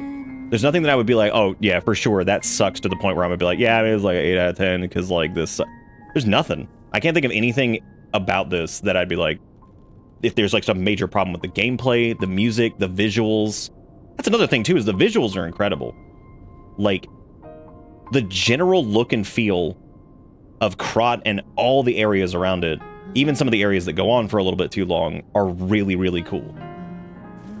Okay, so, yeah, the naming conventions are a little silly. P-Organ's pretty fucking funny. But, like, at the same time, at least those are just silly and we can laugh at them instead of it being like, oh, this is just the dumbest shit I've ever seen in my life and this is a stupid decision. Like, so like the final area, the big tower, it's got its merits, but I mean, it runs on, I think, a little bit too long. But I felt the same about the run up to the Monad Charity House and all that stuff. Because, like, again, the village and the ship area and all that stuff, cool. Really cool, actually. It's got some really awesome set pieces, but at the same time, it goes on for a little while. But, like, nothing about that is, like, ever... None of the areas in the DLC I looked at and I'm like, this is fucking stupid. The zoo is really cool. The carnival is cool. I like that the carnival basically is like kind of a reuse of a lot of the puppets that you see in the base game, but they're not just absolutely torn to shreds yet. Yeah, that would basically be my review, is 9.5 out of 10. Why'd they have to call it a P-Organ? But I'm really grateful that Jigakuro sent me a copy of this, because I feel like it would have taken me longer to get around to it, or maybe I wouldn't. And I'm just really impressed by it. Like, it kind of stunned, actually, at just how good this is. And maybe that seems like ridiculous, but like this catches me off guard in such a way because I just didn't expect a company like what's like Studio 8 and like Neo is to be like, hold on, let's just go ahead and just enter the Souls-like space and just crush it. Absolutely crush it. Then be like, oh, let's do a DLC. Oh, what's that? Also fucking crushed it. Like, even the Souls series barely does that. Elden Ring's DLC is a fucking nightmare compared. I think the base game's pretty damn good, but like the DLC, the more I thought about it, I was like, this is just number scaling the nightmare, and like it just gets like worse and worse. Are there some cool bosses in it? Yeah. Are some of the set pieces cool? Absolutely. Visuals are cool. There's some neat weapons. There's some neat like interactive things, but like that DLC is exhausting. Like absolutely exhausting. And I was even talking about it the other day that I'm like, that DLC has probably lowered my chances of replaying Elden Ring anytime soon so much because of how just like dense it is. And yeah, you could just skip it, but that always feels weird too. Because then it feels like you're skipping out on like a large chunk of content if you're like replaying the game or whatever. Which is kind of what I talked about with like Breath of the Wild and things like that before, where it's like, yeah, you can make it as short as you want it, but like, I don't know, it also feels weird if you're just like, oh cool, we're just gonna rush straight to Ganon and kill him. Like, you know, I feel like you're missing out on like some of the fun of it. This definitely doesn't have that problem. And the reason I keep comparing it to like the Souls franchise so much is like, obviously this is where it's drawing a lot of its like the majority of its inspiration from. And I mean, it's just nuts, like for them to just come out of fucking nowhere and be like, here you go. This game looks great, it plays great, the music's great, the mechanics are interesting. The bosses never really hit that point of like yeah, Arlecchino gets pretty crazy. That second phase is pretty nuts. But like, even then, I'm never looking at it like, this fucking blows, what a bunch of psychopaths, how could they do that? Like where I'm like, this is, but like, Promised Consort, I absolutely felt like that. And it wasn't necessarily because of any of his moves or anything like, it's that fight is a visual clusterfuck. And it's one of those things where you're like, yeah, if I was playing like Sekiro or something like that, this would make a lot more sense. But like that fight, especially if you just play it from like a traditional like Souls-like kind of perspective and you're maybe not using like deflecting hard tier and all that other stuff, it sucked. Like it was so bad. And I remember like one of our last attempts, like we were fighting him like pretty normal, but we just abused the shit out of like the root stuff and just smacked him around with that. So it's like, and that was broken too. So it was kind of like a fight fire with fire type situation where we were just like, yep, this spell in our spell build is disgustingly powerful. I think we killed him with like a tiny ass little like soul arrow thing or something like that too, which was hilarious. But like, Promised Consort was terrible. And I'm pretty sure that's the only time a Souls boss has ever been nerfed in a patch like that. There's been times where they've been bug fixed, but like, I'm pretty sure that it's like the only fight that they've ever looked at and been like, you know what, we are gonna like reduce this because this is just stupid. And it was absolutely stupid. Hey, Kitty Cat, how you doing? Thank you for the raid. Welcome I to appreciate it. Oh, hey, you guys get to see the new thing. Look, little sub thingy up there. It gets all rainbow now whenever you do stuff. Hot diggity dog. Thank you, Dustin, for gifting out 10 subs. And the new event list works too. And guess what? I made it myself. That's all custom made. I actually talked about it at the very beginning of the stream if you're interested in seeing that. So That's all custom up there. That is no longer using the stream element stuff. But thank you, Kitty Cat, for the raid. I do appreciate it. Hope you're doing good. And yeah, we actually just finished. The DLC. We were at Arlecchino. I'll make sure you go drop them a follow. There's the shout out thing. Hopefully y'all had fun on your stream. We actually just did Arlecchino. We stopped at him last night because I was really tired, and I'm like, let me just do my respec and everything and come back. And yeah, he wasn't. It took us what, like 3 or 4 attempts maybe. I just but I mean, this game's based. It's based for me. It's like a 10 out of 10 because there's really nothing that I ever hit a point where I'm just like, this sucks or whatever. And I'm trying to go back through, and there were a few moments when we were like learning a boss or something like that, and I'm like, oh man, that's kind of tricky. But like, or like, I don't know how to time that, but like, that's fine because you know what? If you can't perfect block everything in the game, whatever. Because obviously that wasn't an issue on like King of Puppets or Arlecchino or whatever. And I mean, they give you some incredible tools to fight back against stuff too, like respecking and going into like the double grindstone, increased grindstone length, and using the perfect block one for Arlecchino feels almost like they want you to do that because some of his combos are insanely long. So it's like, I don't know, but there's no boss that I think that we really got so stuck on that I'm like, this fucking sucks. And looking back at like King of Puppets, there's like a million different ways that we could have done that, and I think would have made it like a lot easier. And if I ever did a subsequent playthrough, I would probably do something very different for him. But yeah, I mean, it's great. Like, this game is absolutely stellar. It is, I would say, if I had to just group all the Souls-likes together and I did like a top 5, I would say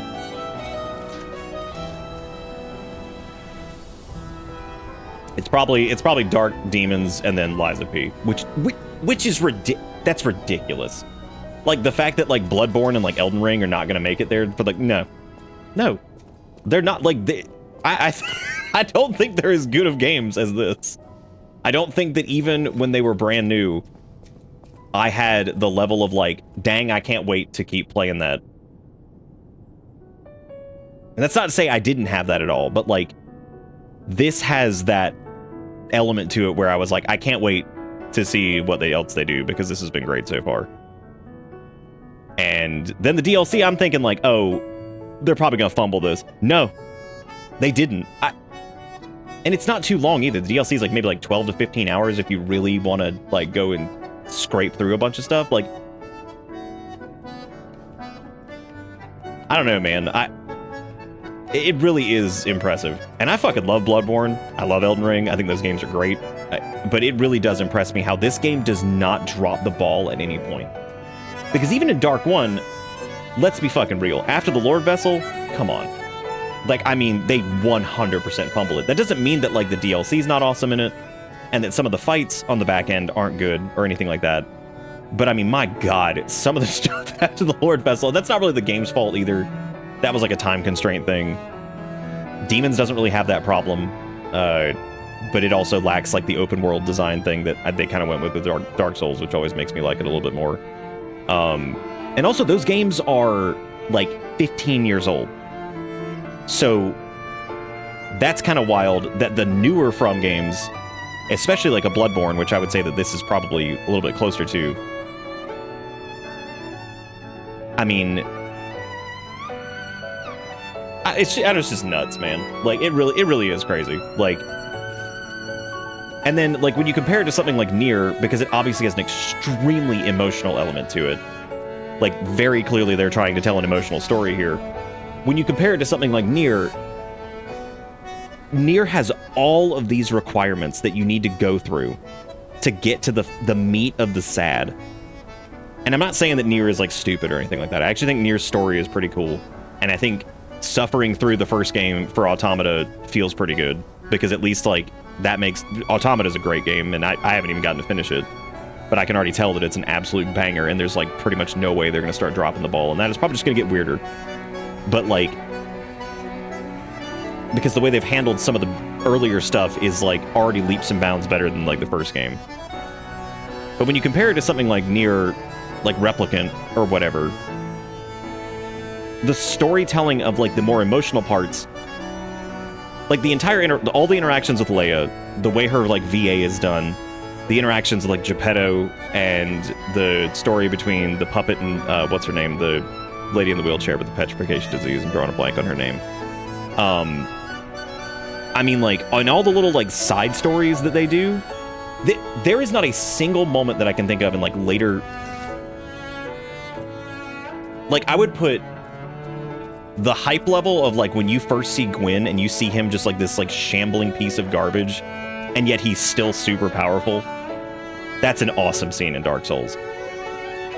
Artorias, who is this, like, famed hero, seeing him, like, land in that arena, stab that thing, and then throw it at you from his sword, and you see he's, like, dripping with the abyss, and he's all fucked up, and he's still a monster. Like, still ridiculously powerful, still a monster. Like, and you're still getting your ass kicked by him, right? Oh, shit, there's stuff up here, too. Oh, this is where what's-his-name was. Right. That makes sense. Letter of the Eternal. I had a good time. It's amazing to see a new brother being born. I hope to meet you again sometime on the eternal line of time. PP. PP. His whole thing is going to be... We've also seen that, like, they're obviously, like, teeing up a sequel of some type, I would assume. And I think they probably left it open because they probably weren't sure if it was going to be, like, super well received. Because they showed that, like, Dorothy exists, because they showed her, like, red slippers or whatever. There's Mr. Gold Coin Fruit, who just pieced the fuck out. I would not be shocked if the puppet that is in the swamp, you spend so much time with him that I would not be surprised if he was, like, a major character or something in, like, a sequel. Because that's gotta be something. Because they've already done some, like, Wizard of Oz comparisons, so, like, what if he was, like, a character from, like, what if he was, like, the Tin Man or some shit? Well, I guess technically we would be, like, the Tin Man. Because we... Well, no, not really. Yeah, I guess we would be more comparable to Tin Man, but, like, we're very... Obviously, the main character is very specifically supposed to be, like, Pinocchio or whatever, but...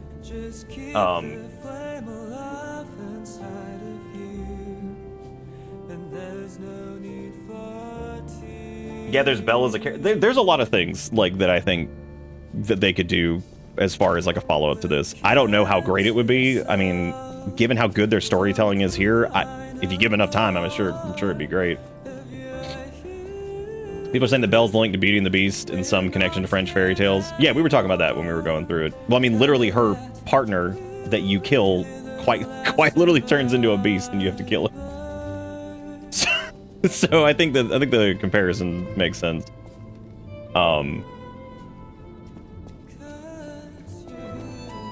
I guess, yeah, you don't have to kill him, but it's probably the right thing to do, I suppose.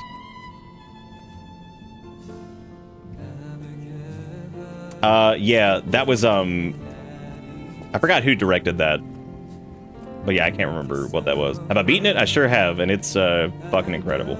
Like, 10 out of 10. Absolutely fantastic. Like, I cannot believe how good this game is. I haven't, like, walked away from a game of this caliber, like,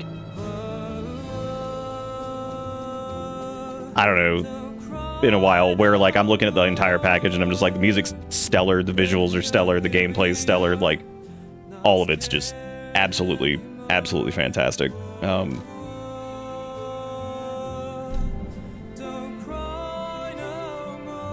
Is there anything else we needed to go look at? Because I know we went through and looked at a lot of stuff, but...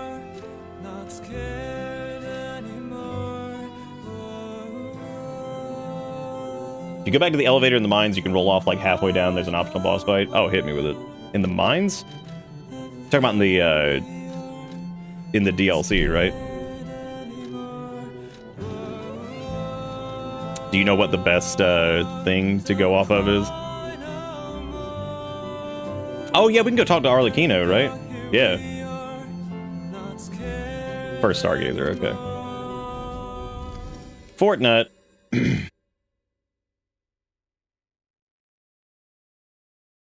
Oh, you can talk to Arlecchino while wearing Leia's outfit. That's interesting. Yeah, this game, if you haven't, like, if this is, like, even if you watch the entire story or whatever, like, if you like Souls-likes at all and you have not played this, you have absolutely, you gotta do it. I mean, like, genuinely, you have to do it. Like, I'd be so pissed if Like, the fact that I almost missed out on it is crazy because, like, the name's kind of silly and, like... I mean, you can't really blame anybody for, like, looking at a Souls-like that's not a From game and looking at it with some level of, like, skepticism because, I mean, like, even the ones that people praise to some extent have some pretty glaring flaws. Like, so, you know, obviously, when you have a situation like that, I mean, most people are gonna be like, oh, yeah, it might be good. Also, some people's opinions are just fucking terrible. Like, people have told me, like, X, Y, or Z game is good, and I'm just like, y'all are killing me. Like, you gotta be kidding. And I hate saying that because, like, everybody's entitled to it, but my god, there are people that think the Surge 1 is good. And I'm just like, stop it. Like, stop. Which is fine, you're allowed to like the Surge, but, like, come on, you know what I mean? Like, or somebody's like, oh, Lords of the Fallen 1 is good. I'm like, killing me. Actually taking a cheese grater to my butt. Like, killing me. You know, it's one of those things where I'm just like, okay, cool. So, whatever. But see, that's what, so like the Surge 2 playing better, but then the story blows. So your opinion on that is kind of what I'm talking about. Like, I feel like every time there was a Souls-like, and I'm not including like Another Crab's Treasure in this. Another Crab's Treasure is kind of like its own like fun indie thing, and yeah, it's like Souls-ish, but it's more or less an adventure game and like a little RPG thing. Like, it is still a Souls-like technically, but it's never. I think Another Crab's Treasure is. I think Another Crab's Treasure is a better fucking Souls-like than like Lords of the Fallen and like Surge and stuff like that, or like Mortal Shell, whatever. You know, so. But I'm not talking about the ones that like very clearly are trying to do what FromSoft did. Does that make sense? Am I not explaining that right? Like, I feel like I am though. But like the ones that are trying to do like a big, serious, like, I know y'all are trying to give me directions. Just I'm just ranting really quick. I'll get it here in a second. I appreciate it though. But like the ones that are trying to do like a big ass story, super fleshed out, you know, a little grimdark. You know, it's got like the emotional aspects of it. Whatever. Of the ones that are trying to do that, this just stands like meters above everything else that's tried it, in my opinion. And that's just of things I've played.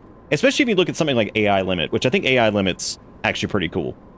Probably too long for what it is, but I think it actually ends up being pretty cool too. It's got the sync meter thing, it's interesting, but like when you compare AI Limit to something like this, again, it looks...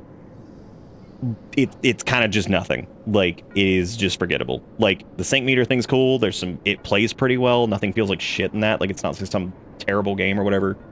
I certainly liked it, but we played like more than like the Surge and Mortal Shell and stuff, but I mean, it ain't like incredible at any point. But I also feel like that's one of those things that like maybe since it is a Chinese game, I do wonder if like that might be an instance where like Chinese censorship laws and shit are maybe like holding it back. I don't know, because you never know like what maybe the developer intent was, and maybe it's something that they can't do or would get them in trouble if they tried to do or something like that. So you never know. I have no clue exactly, like, because you never know what the intent is. You never know when you're going to get a Wrath of the Lich King full of bread. So, I don't know, like, this shit just blows me away, and I'm so proud of the people who made it, and I think that they deserve all the fucking praise in the world. I think the VAs are all stellar. Especially Leia's. Like, absolutely fantastic. Yeah, I feel like they all have, like, some kind of, like, weird, like, shortcoming, whereas this just doesn't. And even when comparing it to like FromSoft shit, it doesn't fall apart. Oh, there's a rolly place right there. What the blazes was that? Oh yeah, I remember the thing like roaring or whatever. Yeah. Is that like through? Oh, I mean, there's a secret up here. I gotta get anyway. And granted, I haven't played every Souls-like ever. Like, obviously, right? What the blazes was that? But I would say that I've played at least a good chunk of the ones that seemingly have something going on. I mean, I've played enough of them, I think, to be able to formulate some kind of opinion, I guess. What the hell is that? A carcass that devours puppets. Interesting. Looks familiar. What is that? We've seen it The before. pre-metamorphic... Oh, it's the Green Hunter thing. Interesting. That's pretty cool. What a neat, like, optional thing. That's That's awesome. Yeah, that's really cool, actually. Good idea for that. I mean that, like, seriously, it's a really good idea for, like, an optional boss. Oh, there goes killer attack being killer attack for the 50th, 1000th time. Just slapping ass. Don't decay me, bro.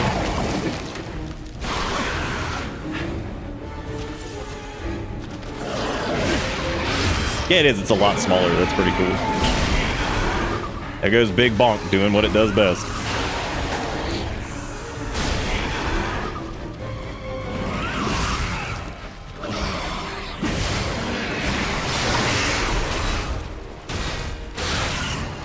Yeah, him actually interrupting a... God, he got so many grabs. The grab master. Grabatha.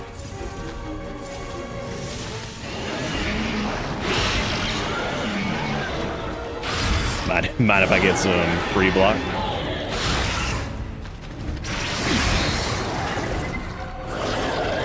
Well, he is loaded up on health, isn't he?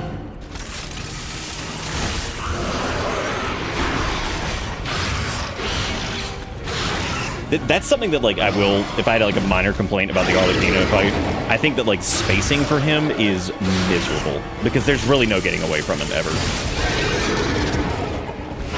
Which I think, like, spacing in, like, a Souls fight is, like, important sometimes, as, like, a means of dealing with, like, a larger enemy, or really any enemy, for that matter. I think that's, like, pretty important to be able to have, like, that option. Oh, right, our weapon's, like, completely broken. That's really good. Well, there goes that. Time to just swap.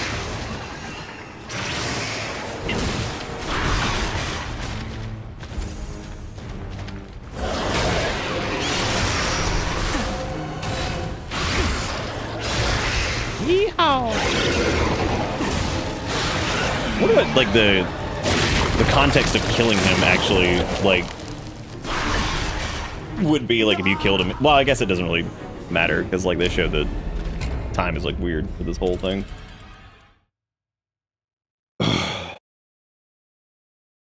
Anyway, I'm still in like ramble brain thought, like I'm still processing this, because it's almost frustrating, like, how effective this game kind of does, like, everything, because it makes you feel like, how is it that they nailed it so hard when, like, so many other things that have tried to, like, exist in this space have kind of just, like, repeatedly blown it, or made some, like, critical errors on the way. It must be just, like, a dream team thing, where they just have, like, the right people working on this, where they just got it. They just understood it, they knew exactly what they wanted to do, and just absolutely knocked it out of the park. So, what I meant by time was, like, the frozen time element and everything like that, because there's that whole thing.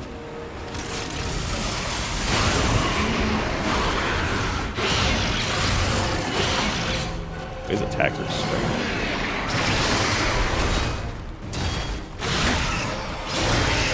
I also need to use my perfect block thing with him. Thank you. Wow, I let that happen. That was really fun. God, you're a flat circle. Got him. So before the DLC, people thought Alidoro was turned into this thing because you find his sword as a reward from its soul. This is, I guess, them going, nah, that's bullshit theory. If they're even aware of it, yeah. I think that, yeah, as a matter of fact, I was going to change the... Yeah, let me change the perfect guard grindstone, because it's... Outside of the Arlecchino fight, I actually don't know if I like that very much. For Arlecchino, it makes sense, because, you know... It just makes sense for his fight, because he's a nightmare. I can also swap off of Cataclysm now, so... Get back to Old Icarus, which might be too heavy for us. Nope, we're still at 59%. Nice. Nice.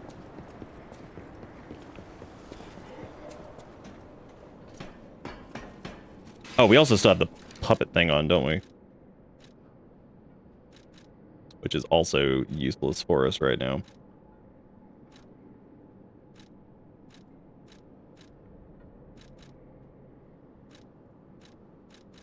what actually else we could, or actually what else we could do.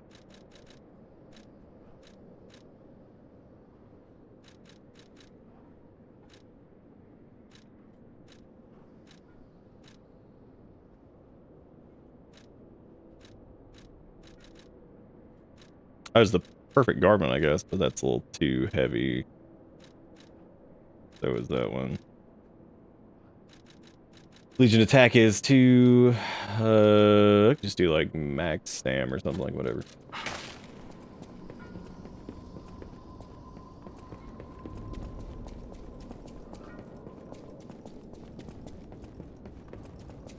Oh, whoops. It is actually pretty funny how, like, how much that one line has just, like, existed forever when it really was there specifically for, like... specifically there for, like, here we got multiplayer. Hey, guys, we got multiplayer. Dude, you know what this game needed and really holds it back and drops? It makes it a 6 out of 10 for me. It doesn't have PvP. Can you imagine Liza PvP? It would have been so much better. What a fucking waste of time. Organized PvP.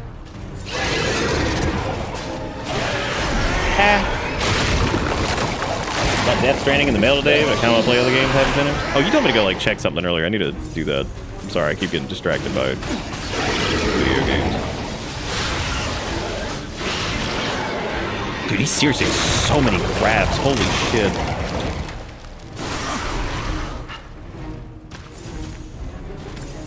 Liza, PvP.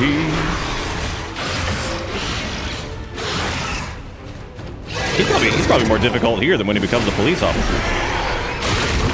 I'm also like, nah, I'm like checked out a bit on the boss fight thing, because it's like, all right, we did Arlecchino. That's what my brain was prepared for.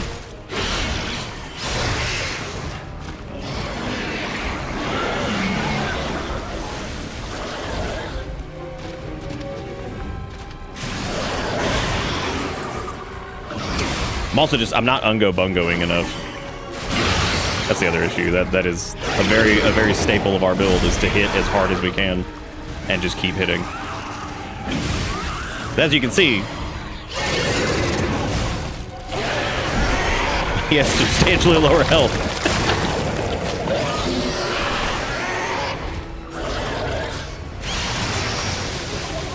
You need to finish Final Fantasy 16. Oh, you can just not. I can't believe how deep we got in that game and then we just kind of dropped it. That was crazy. That might be the most fatigued I've ever gotten with a Final Fantasy game. Which is pretty impressive. How many midichlorians are in your P organ? Enough.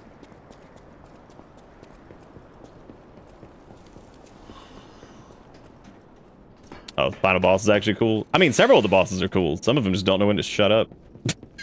Like... It's like Final Fantasy 16's like one of its major problems is like, can you please just stop for a minute? Why you gotta be like this the entire time? It's like that meme of the child like screaming in the back of the car, and it's just like, can you please just be normal for a minute? It's like, I'm so tired of your bullshit. Oh man. It had DLC? Damn dude, I didn't even know.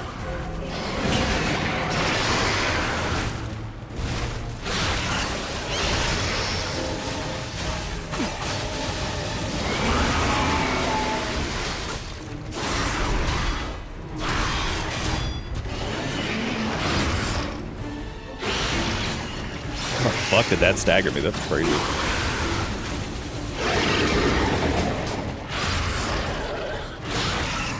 No Spronglin.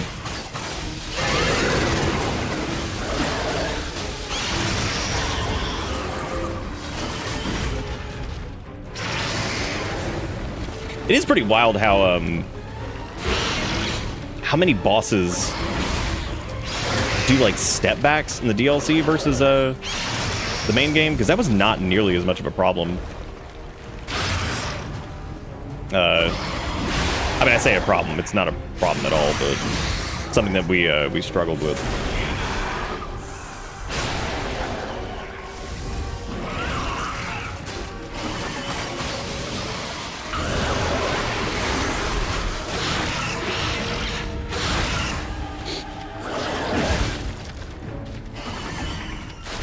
It's such a like funny build too. The idea of like literally just getting like one hit in is like what we just aim for, which is hilarious.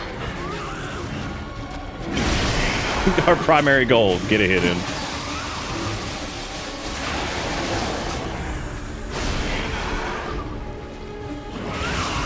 Well, that's that. At least it seems like it. Oh, does he have a phase 2? Oh no, he like leaves shit on the ground and then runs. Okay, so he doesn't actually die. That makes a lot more sense. Get back here! Gemini. I hate to say it, but we gotta let this one go, buddy. We have more urgent goals.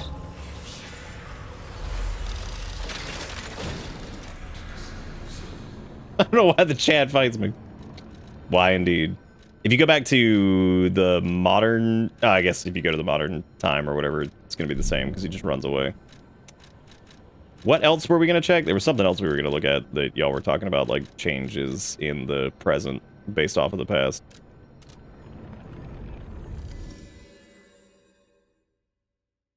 Well, then he became a police officer, which is pretty exciting for him, right? Oh, we're going to go... Well, that's if the Jonkler... That's if he has, like, additional dialogue, because if he doesn't, then I guess it's not really worth it. You know what? If I did have, like, a minor complaint, I do feel like the thing with Sophia is pretty stupid, but I feel like that's maybe just, like, a translation problem or something. Because Gemini's dialogue there does not make any sense. When he's just like, boy, sucks, you should kill, but man, don't. And I'm like, okay, thanks. It's like, okay, well, I guess I won't then, because maybe we can fix her. He's like, wow, what a jackass. You didn't kill, you stupid. Like, come on, man. Why you gotta do me like this? Why you gotta hit me like this, man? So he was, like, in the tower, but I'm gonna be honest with you, I don't fucking remember where he was, like, at all. I remember he was, like, before the... I have no clue.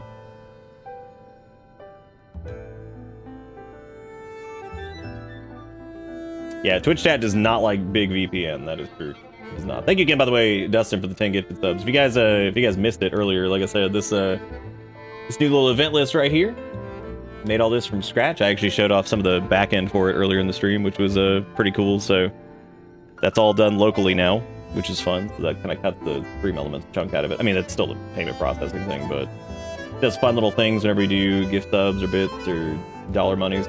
And hopefully tonight I should be able to finish the hourly rate thingy that we were talking about for the longest time. So that should be fun too. Is it upper inside? I'm really proud of that. Took a lot of work to get it working the right way, but it does now, which is good. It do now indeed. Oh, Arch Abbey outer wall. Okay. Yeah, I remember the room with the elevators. That was about all I remember though. We're also missing a ton of records and a bunch of other stuff. So there's a bunch of collectibles in this that, like, I don't even know where they... I don't even know where they come from. I have no idea. Oh, they're in New Game Plus. Okay, that makes sense. That makes me feel a little bit better. Because I'm like, what the fuck did we miss? What are we missing, like, achievement-wise in this? Now that we've seen the full story and everything, before we go talk to Harlequin.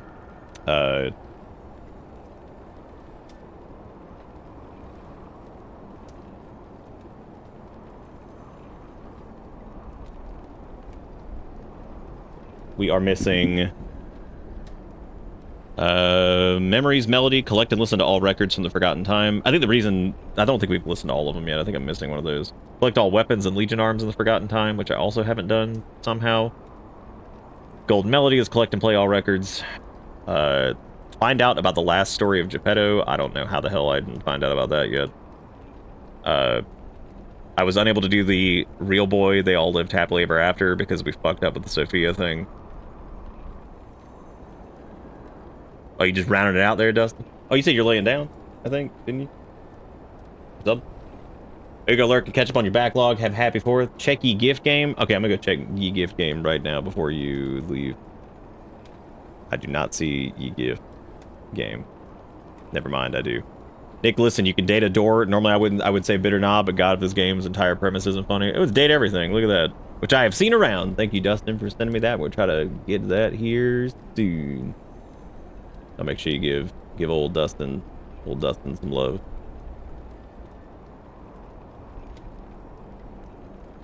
And thank you for the 3 Betunias. I need to fix the font too. The font's a little messed up on that.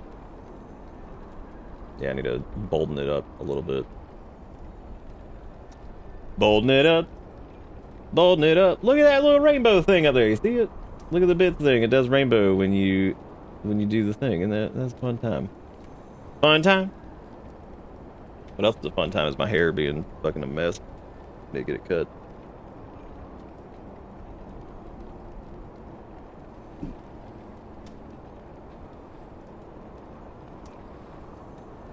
Yeah, I'm missing several achievements, so I guess that's something I need to probably do at some point. What a great game. Like, really. I'm just so blown away by this, and I feel like there's just often times where I'm not gonna be... And like I said, I mean, caught off guard is the best way to put it, because that's just kind of what it is. I'm gonna look into trying to get it to react and count things like I won't be able to do combos yet, but I can do I think you can do like the emote enlarges, because I can set that as like an event flag to watch and like listen and chat for, so if that happens it should be able to like read the message and then like actually pull the bits data out of it, so that way if you like doing like an emote enlarge or whatever, you still get the little glowy thing. Wait, you said fun time has me thinking Alone in the World is a little fun time? Wait. Do you mean Cat Dog? Out on the road or back in town, all kind of critters putting Cat Dog down. Gotta rise above it, gotta try to get along. Gotta work together, gotta sing this song. Cat Dog. Cat Dog. Alone in the world with a little cat dog. What a great intro to a game. I mean, show. Whatever. We're playing a video game. That's a show you watch with your eyeballs. I would say the very fact that I remember at all isn't, but that's not true, because I also remember all the lyrics to Angry Beavers and the entire theme to that. Which I guess technically the lyrics to Angry Beavers are literally them saying Angry Beavers, but I remember like the melody, all of it. I'm not doing it. Don't hit me, I'm trying to hit the thing. Wow, you must feel stupid.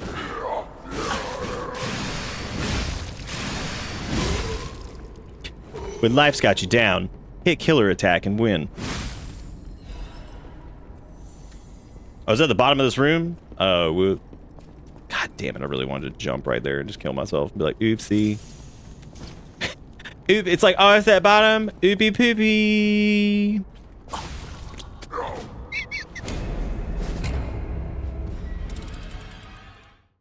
The demo put me off, then it was on Game Pass, so I used my brother's account to try it. Absolutely fall in love with the base game. Probably 4 months after launch, pretty much getting to get people to try this game with no avail. I think I did just the right amount of prep / fucking around earlier. Put us like kind of near like the end of stream time. Angry Beavers. Scoo-doo doo doo doo doo doo doo. Scoo-doo doo doo doo doo doo. Scoo-doo doo doo doo doo doo doo doo.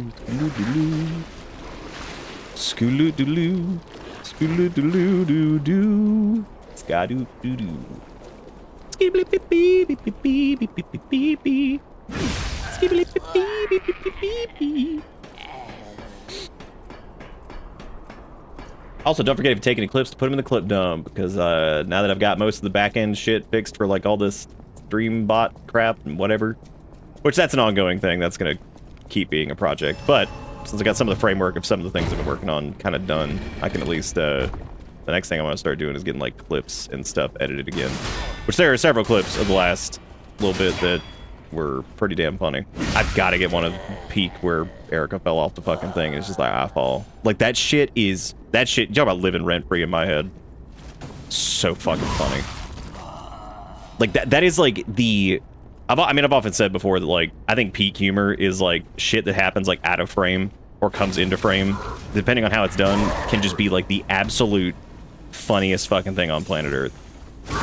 And that's, like, kind of one of those things, like, seeing, like, this little small character just by I fall, and it just, like, slides out of frame. Like, there they go. That shit's so fucking funny. Wow.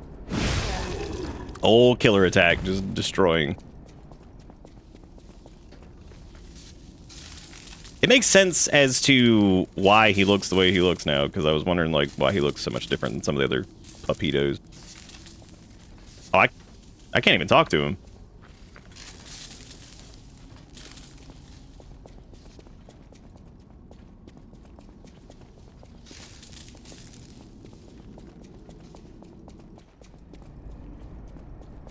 Is there like something you have to do here? Am I in combat? No, I used Vanish. Alright, well, guess let me, a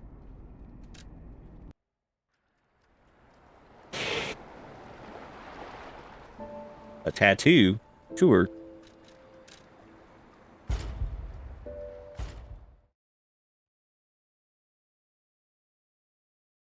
Actually, given the context of Cat Dog, if it's not Cat Dog, then I'll just be disappointed now, so...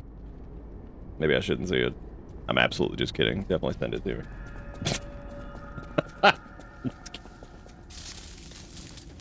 Yeah, I still can't talk to him.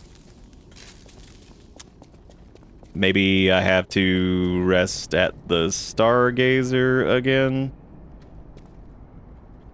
Are we sure you can do this? Did Nick kill him in the base game? I don't think so. He's also still moving around and shit, so I don't think we did.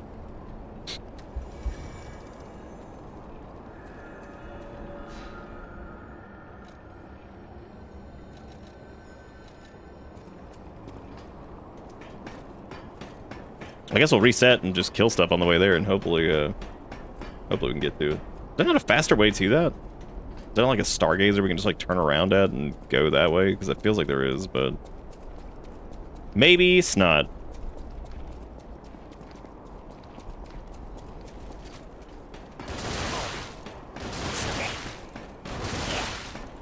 God, imagine being a stupid gunman and like you don't even win.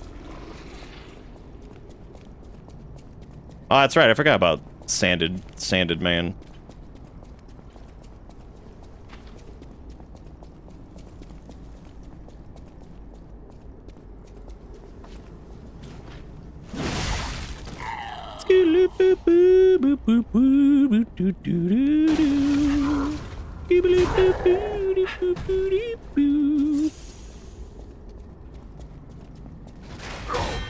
What an idiot.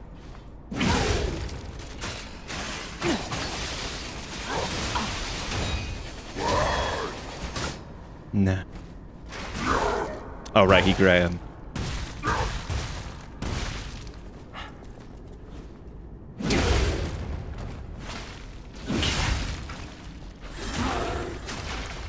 Damn sass. When I read Broken Wishbone, I just thought about the dog. I was like, damn, why you want to have Broken Wishbone? He was just a good boy. What's the story, Wishbone? Did you read it in your butt? Yep, can't talk to him. Maybe it is like a new game plus interaction, because maybe they don't like expect you to come back and do. What's the gist of it? I'm assuming it's not like a ton of dialogue. What's he say?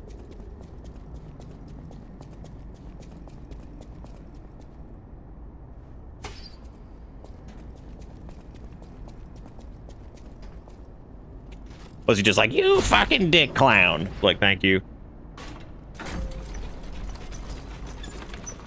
You think, what if those were the exact words?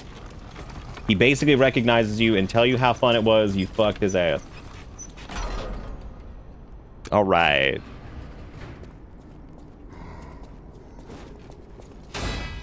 You know what, though? Given his, like, level of insanity, yeah, I mean, I wouldn't be, like, 100% surprised. I'd be pretty surprised at the level of language.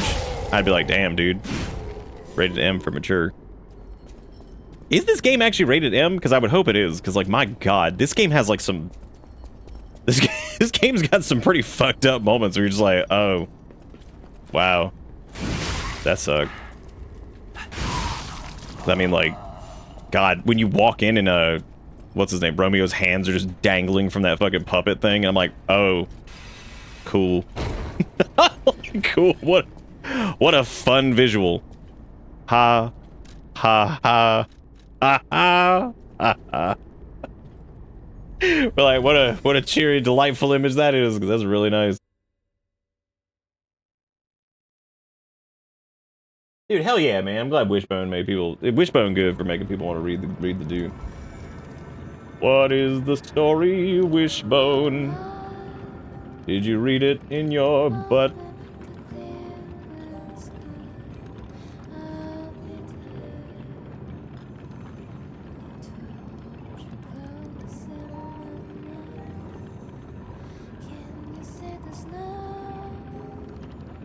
Here's the little tattoo thing. Look at that, that's pretty cute. Little floaty ghost cat. Go back to the pool of blood in the final DLC boss arena. That is cute. I like that a lot. Very cute. Is that from something?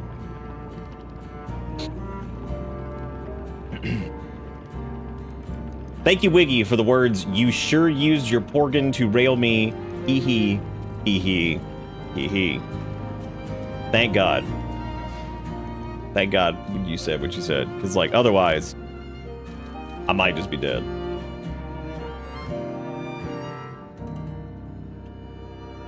Dude, Dermscan is, like, one of those things, like, I know what it is, but, like, just reading it and, like, saying it. Jesus Christ. That's my Dermscan. Yeah, the Wishbone thing was the same situation as the little dog from, like, Frasier, which was actually 2 dogs. And I remember a funny note about that was that the dog that played Eddie had puppies, like, early on in the show, and they actually use one of his little sons in an episode where they find puppies or whatever. Eddie has puppies. And then that same puppy that they actually used there was who replaced Eddie when he passed away towards the end of the show. And I was like, that's actually really cute. Hey, they're probably okay, right? I mean, Leia is the legendary stalker after all. Surely they made it out just fine. Monocle often worn, but... If not, there may be another thread of fate at work here. And it's up to us to cut it. Oh. Because there has to be a way. Jiminy, I'm trying to fucking read. Oh my god. Everyone, but we can find a way to save those left.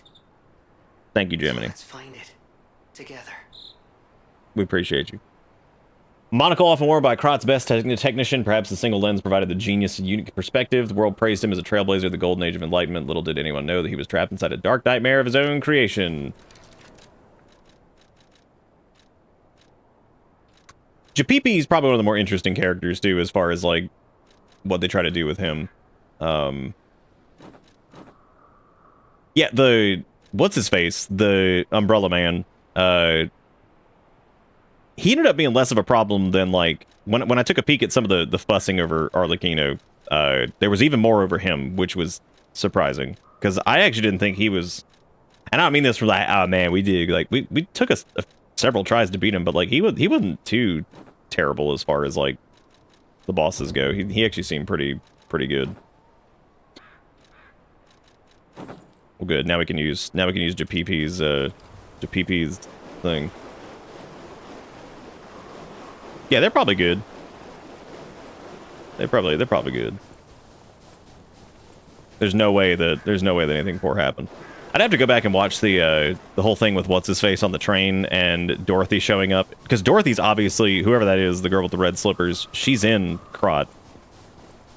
I don't know what the purpose of a My Hero Academia Top Hat Man. I don't know what his whole shtick is going to be. I mean, we know what his shtick is in this. I'm saying, like, going forward, I don't really know what his deal is.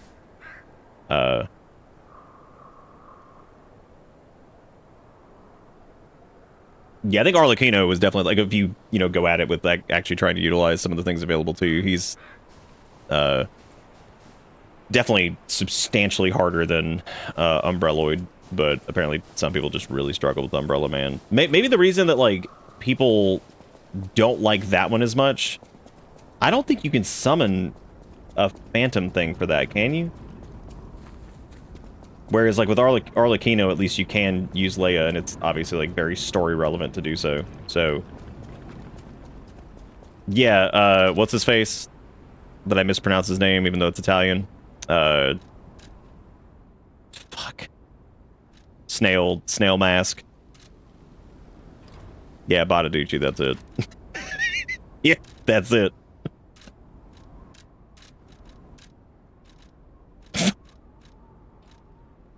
Yeah, Lunaccio. Badabangi. Good on them for making the outfits all, like, cosmetic, too. That was a smart move. If these had been actual armor sets, that would have been so stupid. Because I think, like, that was a problem in Bloodborne, is, like, a lot of the outfits do still have, like, stats on them, but, like, they really shouldn't. They should have just been cosmetic.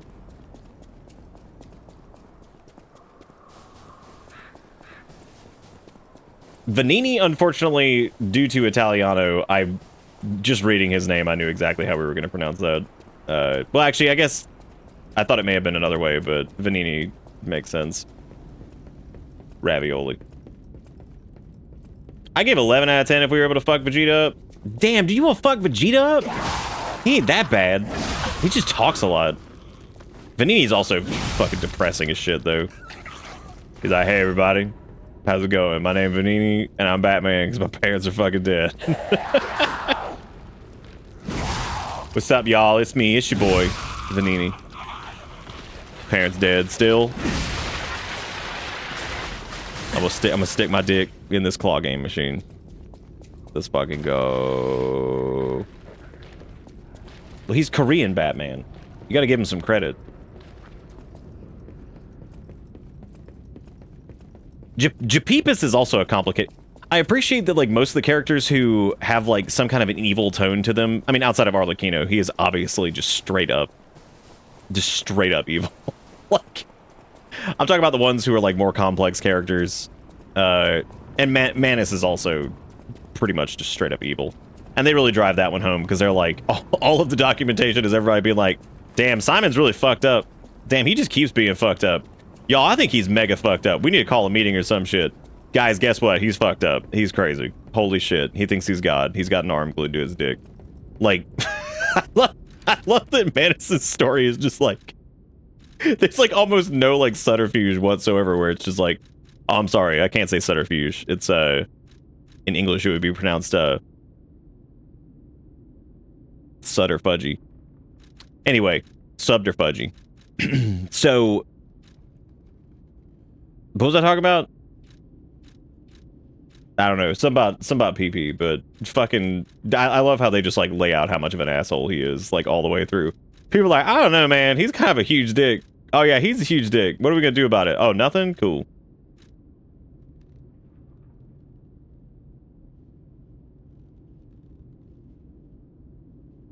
Oh, no, Japepe is, like...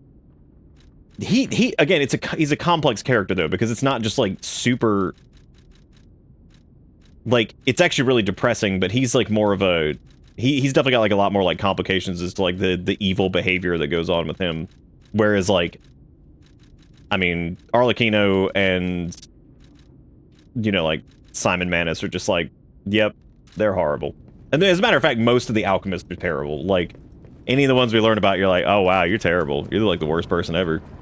Even the guy with the brain in the jar, you feel kind of bad for him, but you're like, I mean, you probably experimented on, like, 50,000 different people and fucked this. Because he even says, I'm the first time the experiment has worked, which means he's done it before, which means he's also an asshole. So, like, yeah, you feel bad for him for a second. You're like, oh, wait a minute. You probably killed like 50 people trying this. Never mind, you suck ass. You're like, oh, never mind. You're absolutely the worst. Absolutely terrible. Well, since we're right at like the 4-hour mark, I think I'm gonna wrap up here. I think we had just enough juice. Liza P is. I mean, I agree with the random review that the guy that's just like, it's fucking art. I agree. Are there links pending? Can you repost them? Because I don't even remember. Oh wait, hang on a second. This doesn't suck anymore. There was only one link pending. I got the other one. Yeah, we did the raccoon one because he was the guy like leaning out the window and yelling at the Canadian goose or whatever. All right, let's see. Sex isn't sexy unless it's a bit gross. Have you forgotten that you are a divine ape, plastic smooth skin, plucked hair, painted faces? Scripted reactions, scrub till only the smell of perfume, soap remains, proportions that are conflicting, a cookie cutter yet unattainable, none of this even a little bit interesting.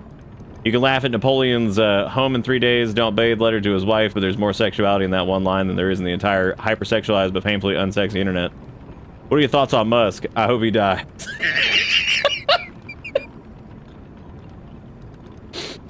This man up here yapping and then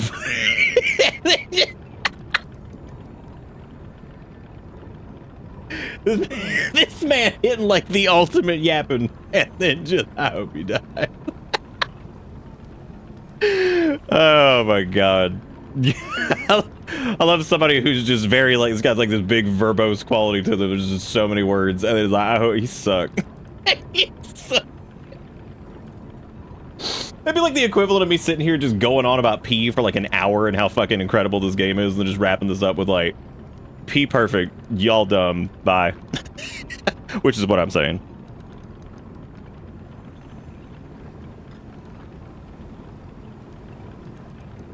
I was kidding, we're not actually leaving just yet. But seriously, thank you all so much for watching and thank you for helping me test out the event list. You didn't technically break it, which is cool. I did, because I left out some things and also tried to like implement something in the, not in the test environment for it, in the live environment, which is really funny. Because I do have a separate instance of it that has testing stuff, but that's my fault. It'll be all done tomorrow, so that was actually pretty good. I'm glad that it works as well as it does. So I'll have that done, and maybe, if we get lucky, I'll have the hourly rate thing built, so that way you can finally have a point redeem for that. That'll be a hoot. Or super depressing. Maybe we'll see how it goes. We'll see if it's funny, and if it's funny, haha, cool. And then if it gets too depressing or something, I'll be like, you know what? Maybe we'll get rid of this. Like we'll see what the depression is on this. I kind of expect that to be a legit end. Nah, I wouldn't tell everybody they dumb duty butt, because really nobody. Well, we all dumb duty butt of some type, but not quite that. But if you took any clips or anything, make sure you put them in the old clip dump, which is on Discord. Don't forget there's the VODs channel, which is a little bit behind. I gotta get that all caught up. And then there's also Bisky, which I need to post 2 more, but I don't, because I suck, and I need to do more of that. But no, seriously, thank you all so much for watching. I really do appreciate it. If you haven't played Lies of PP, you should. Even if you watched all of this, if you like Souls-likes at all, I would really recommend it. It's extremely good. Like, probably, I mean, it is the best Souls-like in my opinion. I don't think I'd play another one that would be like, damn, this is better than that. I have a feeling I would have the same problem I have with most of them going into them. But again, I haven't played them all, so you never know. And maybe one of them will be like amazing or whatever. But yeah, we're gonna wrap up there since we're all done with P, and that'll be the last night of P, and then we'll do something new tomorrow. But hopefully you all enjoyed, and like I said, I'll be back tomorrow to do something else. I recommend checking out the lore video, put some context a bit more. Also, Pluto, the Netflix show, because this game grabs quite a lot from that idea. Oh, okay, nice. I probably won't look up a lore video. I think I'm pretty happy with like what I got from this, so I'll probably leave it at that. Either way, I mean, I might. Who knows? But anyway, y'all have a good one. Thank you so much for watching. I'll see you tomorrow. Take it easy. Have a good one. Goodbye.